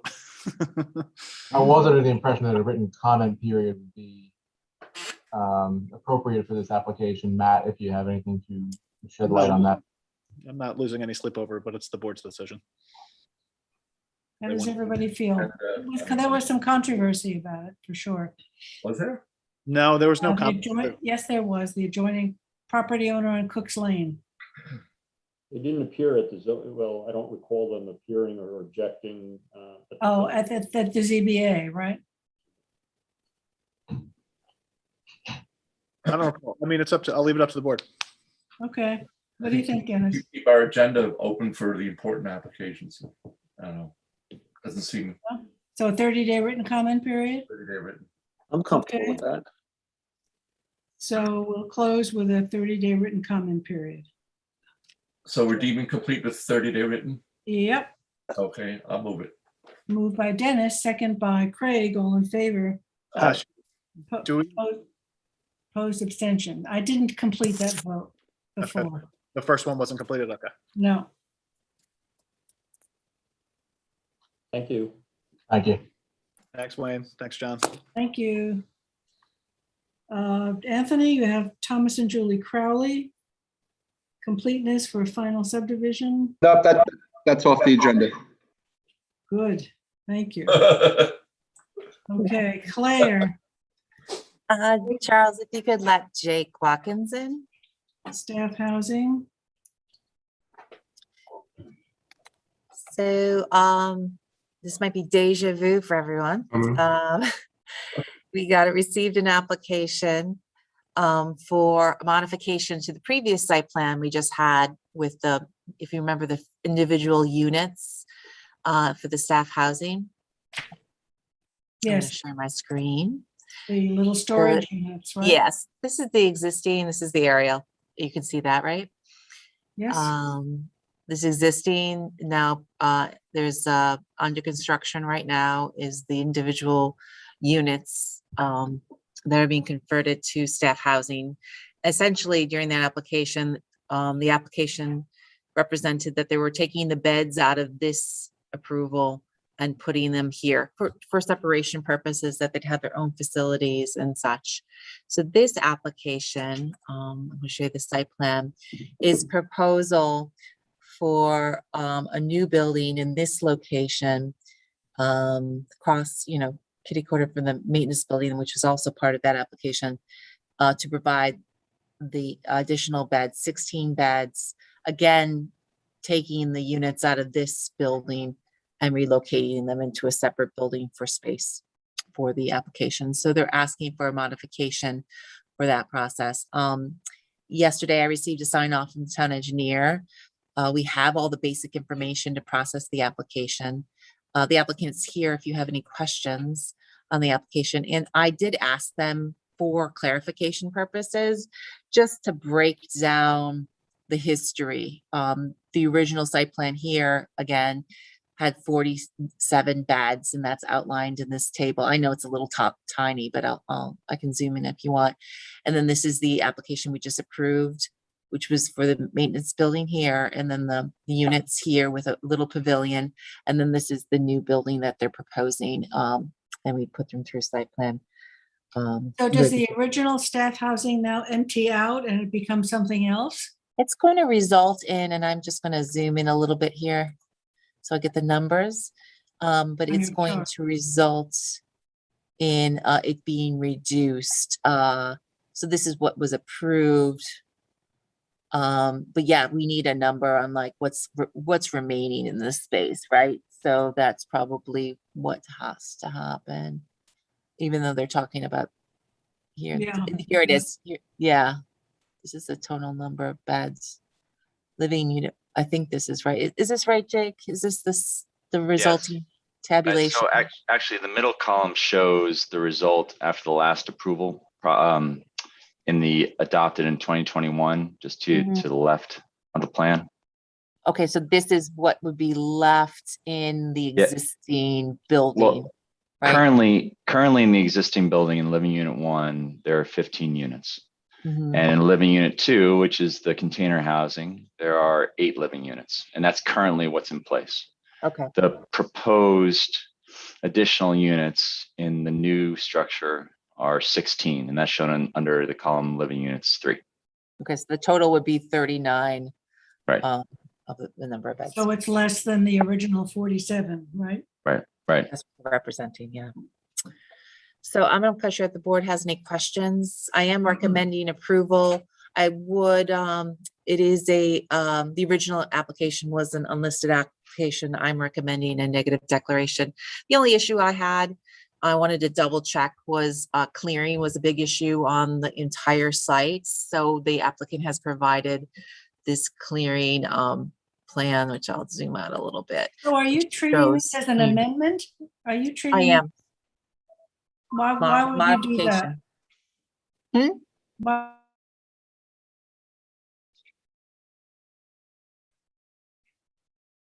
Jackie, you're muted. Jackie, you're muted. Sorry. Sorry, I mean, why would you handle it that way? Because we're talking about the same number of bedrooms from the initial project, and the building is proposed to be approximately 6,000 square feet. So I'm considering it to be an amendment.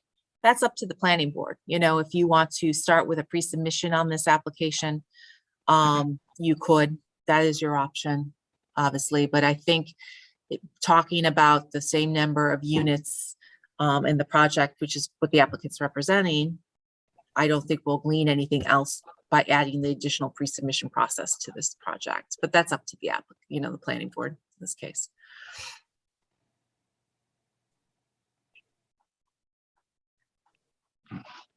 Jackie, you're Anything muted.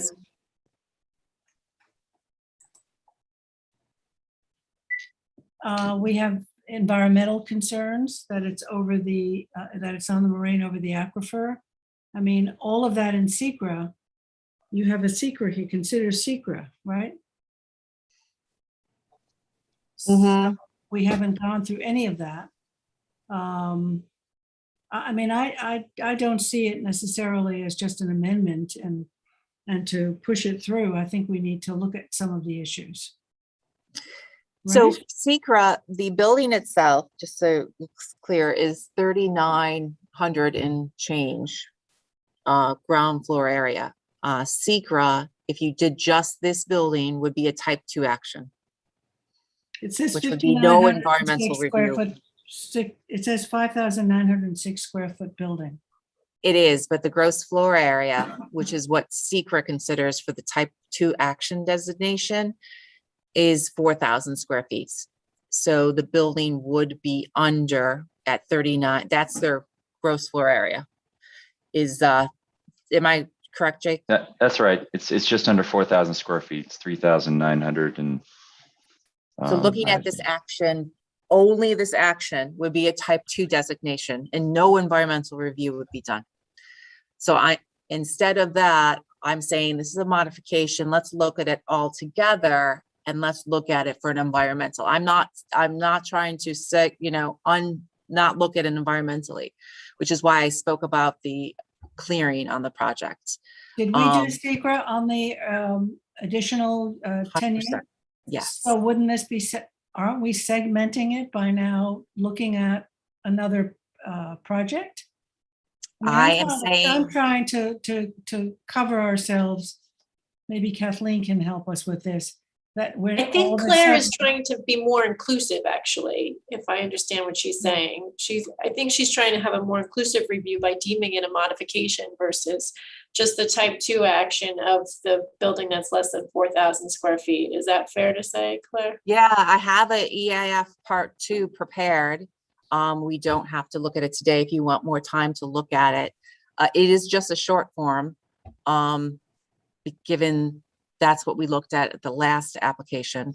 But if the applicant, if the planning board wants to look at just exclusively SECRA on this project, we can do that. I looked at it, but I'm just trying to understand process, okay?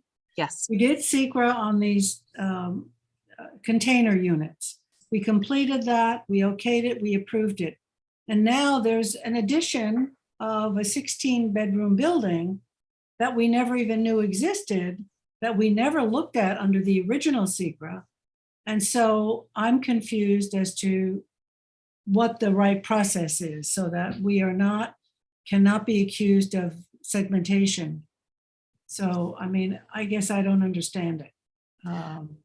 I am saying we need to look at SECRA. I have the part 2 prepared. Obviously it wasn't in your packet, so maybe. No, so we haven't seen it, right. Right, but it does not identify any issues. Well, maybe we can go. Go ahead. All right, It's I'm right not here. comfortable. I'm just not comfortable with that. I mean, not having seen it to approve it. Remember, Okay. we didn't look at a SECRA application short form once before. And we were very surprised to find out that we had approved that. So we are somewhat sensitive to that review process now. This was an unlisted action. This is still an unlisted action. I would do a short form in this case, but is there something you want to identify in this list? Because I have not identified anything in this case. This is something, number 4, I looked at very closely. As I said, the clearing was a very big issue on this project. And I've identified no issues with clearing because they provided a full analysis of the clearing. It's clearing, just so you know, just to backtrack a little bit, the monitoring on the site is every 5 years they look at the groundwater. And at the same time, they look at the clearing. Every 5 years, they look at the clearing for this property to make sure that it's in conformance. So that was double checked the last time in 2019. Kyle signed off on it, a plan was provided, and it shows that the site is more than meeting its clearing and natural vegetation for the project. So I took a hard look at that issue. What about septic? Now septic, they will, I'm going to refer to Jake in this point, but they will provide on-site septic and it will be IA systems. That's correct. You're not putting in a central system for 16 bedrooms? No, we're proposing an IA system, and it's currently been submitted, and we feel like it's adequate for the bedroom count.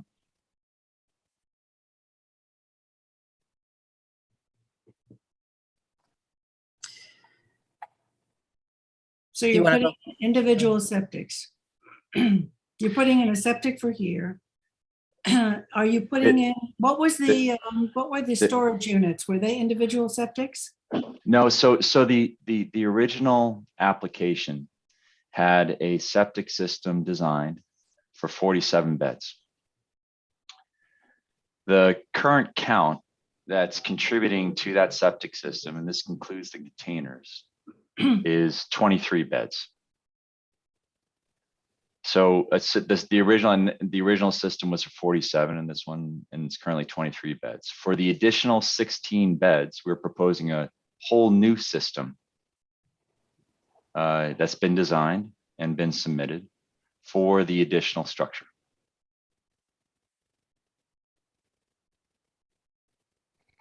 So what you're doing is you're proceeding or believing to proceed on an approval for 47 bedrooms that you've now allocated in 3 different areas. But that septic system was for that building. That septic system was for the original bed count, and yes, it was for that building. Right, that was the only. Yeah, that was the only building that was built originally. That's right. Correct. So, I mean, my question is, from an environmental standpoint, we've added now 8 units for the containers, and now we're adding 16 bedrooms in another building, and we don't really have a septic system approved to handle all of this in a very environmental area. Well, See, sorry. I mean, am I the only one that doesn't understand this? I guess technically we could. I mean, we're still under the original application was approved for a greater bedroom count than all of the units combined currently has. I understand that. What kind of a system did you have in that?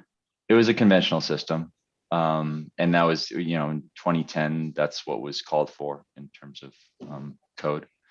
And now what we're proposing a treatment facility, a treatment tank, an IA system for the additional bedrooms, even though they could be supported under the original septic system that was designed and was approved. I think, in a lot of ways, we're being more environmentally conscious by installing this new system. So I'm having difficulty following procedure here. the 16 units are not subject to their own secret review? If considered by itself. This is a new app. If you consider this a brand new application, Right, it would be exempt from secret review. it would. Okay. Exempt based on, Type 2, it would be a Type type 2 2 designation. action. all right, so it's not exempt, Well, there's no environmental review for type 2. except for this short form. Nope. No, Nothing. there's nothing, Jackie. But we're considering this a modification. Right, where we would look at this environmental issues for this proposal, i.e. the clearing for the property associated with the project in totality with everything on the site. Can you please bring up the map as to the site plan again, as to where this is going? Just the site plan, Robin, I'm or, just trying to understand where all this housing is. okay. Okay, I have oops. a question. Hello? I don't know if you can hear me. Zuccarelli is trying to speak. I know, it's very difficult. No one hears me. You got me? We hear you. We hear you. Oh, you do? I'm confused about the septic. Why are we questioning the septic as if we could do something about it? Doesn't he have to apply to Suffolk County for the septic? Or do we have an initial approval or disapproval? That's my question. Where are we? Has he submitted this to Suffolk County? Should he submit it to Suffolk County? Or do we have some blockage on it? I'm very confused at this point. It is confusing. Did you hear his question? Yeah, and just for the record, Member Zuccarelli is asking whether or not this has gone to the Suffolk County Health Department and don't they have jurisdiction over the septic issues? Thank you. We have- Jackie. That's exactly what I was asking. We've submitted the proposed system to Suffolk County Health.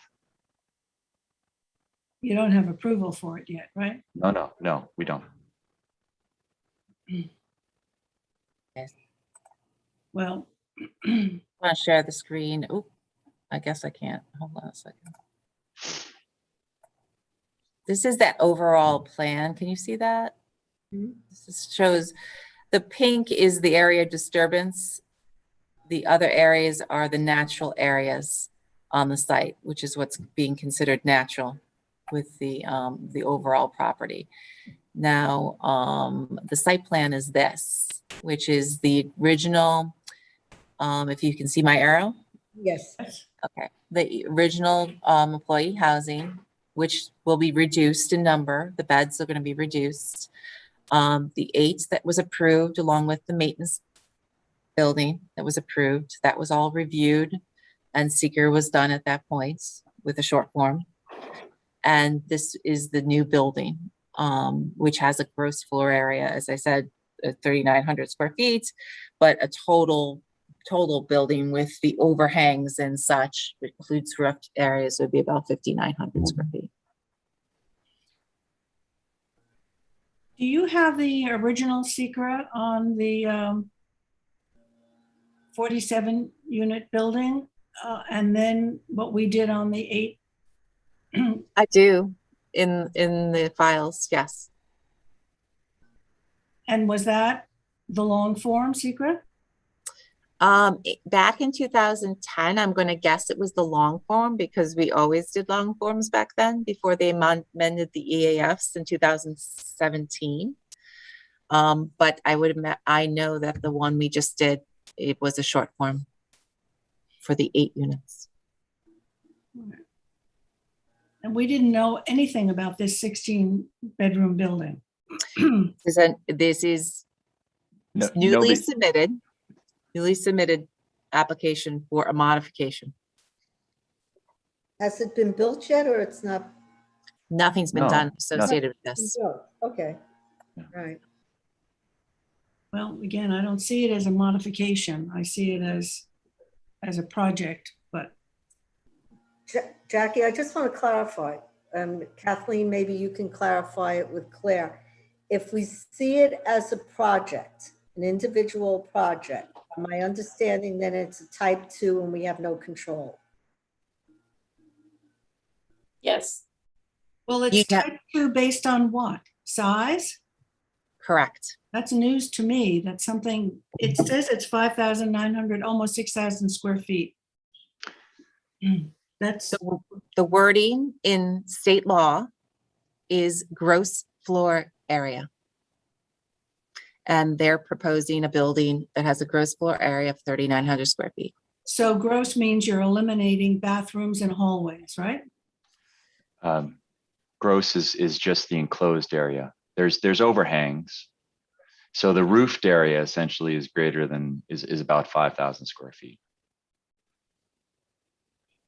But just the enclosed area, the heated space, the livable area is under 4,000. So getting a clarification from planning and from council. So if we see this as an independent application, it would be a type 2, which give it no environmental. If we see it as an amendment, it gives us an ability then to check other issues such as clearing, septic, whatever. Is that what you're proposing? I just trying to understand. Yes, I'm proposing that SECRA be used as a tool for those issues. You can still review all those issues because obviously you have a code, all those things through your site plan process. It's just SECRA is another tool to look at those issues, I think. So you'd be giving us more tools? Is that, I'm just trying to understand process here. Right. We have more tools. Kathleen, we would have more tools if we saw this. To evaluate the project and to maybe come up with mitigative measures if you think they're necessary. And if we say it's a type 2 because of the 3,900 square feet of gross livable space, we lose those tools. Is that correct? Right, to the extent that then you just have your tools that are in your site plan review under the town code versus the tools that are available to you under SECRA. So if we do an amendment, you're saying, don't you still have to do a short form? Because you have a short form here. Right, because I'm saying it's a modification. If you say this is its own application, not a modification, it would be a type 2 action. It would not have pre-submission process. You would just still process it as a site plan, but you'd be saying it's a type 2 action. So we would have no SECRA. No SECRA. Well, the short form SECRA is like you check off all the boxes and it says no environmental impact. We can look at every one of those issues that are there. Whether you're looking at a long form or a short form, the issues are still there. Clearing, sanitary, it's all mentioned. And those are the two things I've heard so far. I'm hearing that you have an issue with the existing, we support the IA system, right, being proposed. For the I have an project. issue with the fact that we never saw this until now. And so given everything else that's on the agenda, to take the time to go through all of this, in my view, does not serve the applicant and it doesn't serve the planning board. So You suggest a work session? yes. Would the planning board members feel more comfortable with that? We have not really reviewed this. I would support a work session. Okay. Okay. So I'm going to give you the secret Support documents. a work session. Excuse me, John John? does. Was that a yes, John? No, I'm not in favor. I think we looked at this before quite extensively. And, you know, if we have the short form and the professional, which is the planner, has looked at it, I think we've had the time. Yeah, but that was without the 16 units. Right. We didn't look at this. We did not look at it. Dennis, are you in favor of a work session to do this? Yes. Okay, so we're going to do a work session. Okay, so there's no action and we'll schedule consider it. this the start of SECRA though. How's that? And I'm going to give you the SECRA documents. And if you have any questions in the meantime, yeah, send it because to we us. got complete application. So let's start Okay. SECRA. And so we'll look at this for the 28th. And if you're comfortable with that after that, we'll So we'll have a work move on session. with the application. Okay. Any comments, Jake? No. Thank you. Thank you so much. Thanks, Jake. Anthony, you have an extension on Hastings? Yes, this is on a 3-lot subdivision in Hampton Bays on Old Riverhead Road. It's the first extension. We did a conditional final approval. It's a 90-day extension to get the final maps in from October 19th, 2021 until January 17th, 2022. Thank you. Motion? Motion for the extension, Dennis? And second by Craig, all in favor? Aye. Opposed, abstentions, 5 in favor, 1 absent. Jackie Fenlon, you have Blessing Field, 1-year extension. Yes, it's actually, oh, sorry, does it say 1 year? It should be 6-month extension, because 6 the months? pre-submission, yeah. 6-month extension, okay. Did you want to act on that? Can I have a motion for a 6-month extension by Dennis, second by Craig, all in favor? Aye. Opposed, abstentions, 5 in favor, 1 absent. Jackie, you have 1 more. Yes, M4 Lumber. Mhm. They would just like to extend their action deadline to November 18th. To November 18th, okay. Yes. Wayne is trying to get in. Well, can I take a vote on this extension? Of course. Can I have a motion? Motion by Dennis, second by Zuccarelli, all in favor? Aye. Opposed, abstentions, 5 in favor, 1 absent. Then we have a extension for the Atlantic Golf Course housing. Claire, that's yours. Yep, this is an extension. I'm not quite sure if that's what Wayne wants to come in on. Oh. Wayne, are you in on the extension? Well, I was here for the Hastings matter, the Blessing Field, if there was any questions, and I am also here for Atlantic Golf. Right. We had Okay. none. We had none, Wayne. We approved those extensions. Right, I was watching. Sorry, Wayne, I didn't realize you're on Blessings Fields. And so for the Atlantic Golf Course, it's extended to November 18th. November 18. Can I have a motion? Motion. Motion by Craig, second by Zuccarelli, all in favor. Aye. Opposed, abstentions, 5 in favor, 1 absent.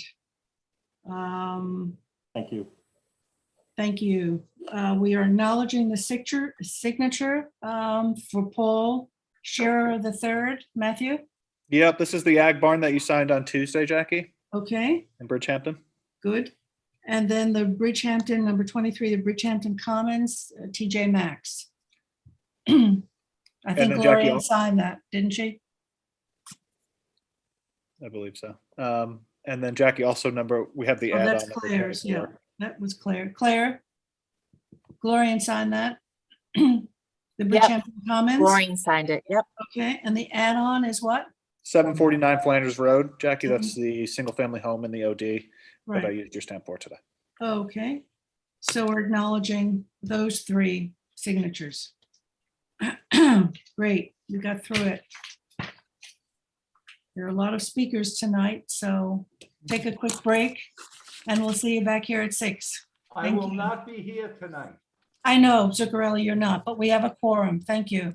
All right. Have a good night, everybody. Good night. Please adjourn. Please adjourn. Motion to Oh, adjourn yeah. by Robin. Second Second. by Dennis. All in favor. Aye. Opposed, abstentions, 5 in favor, 1 absent. See you in a bit. See you tonight.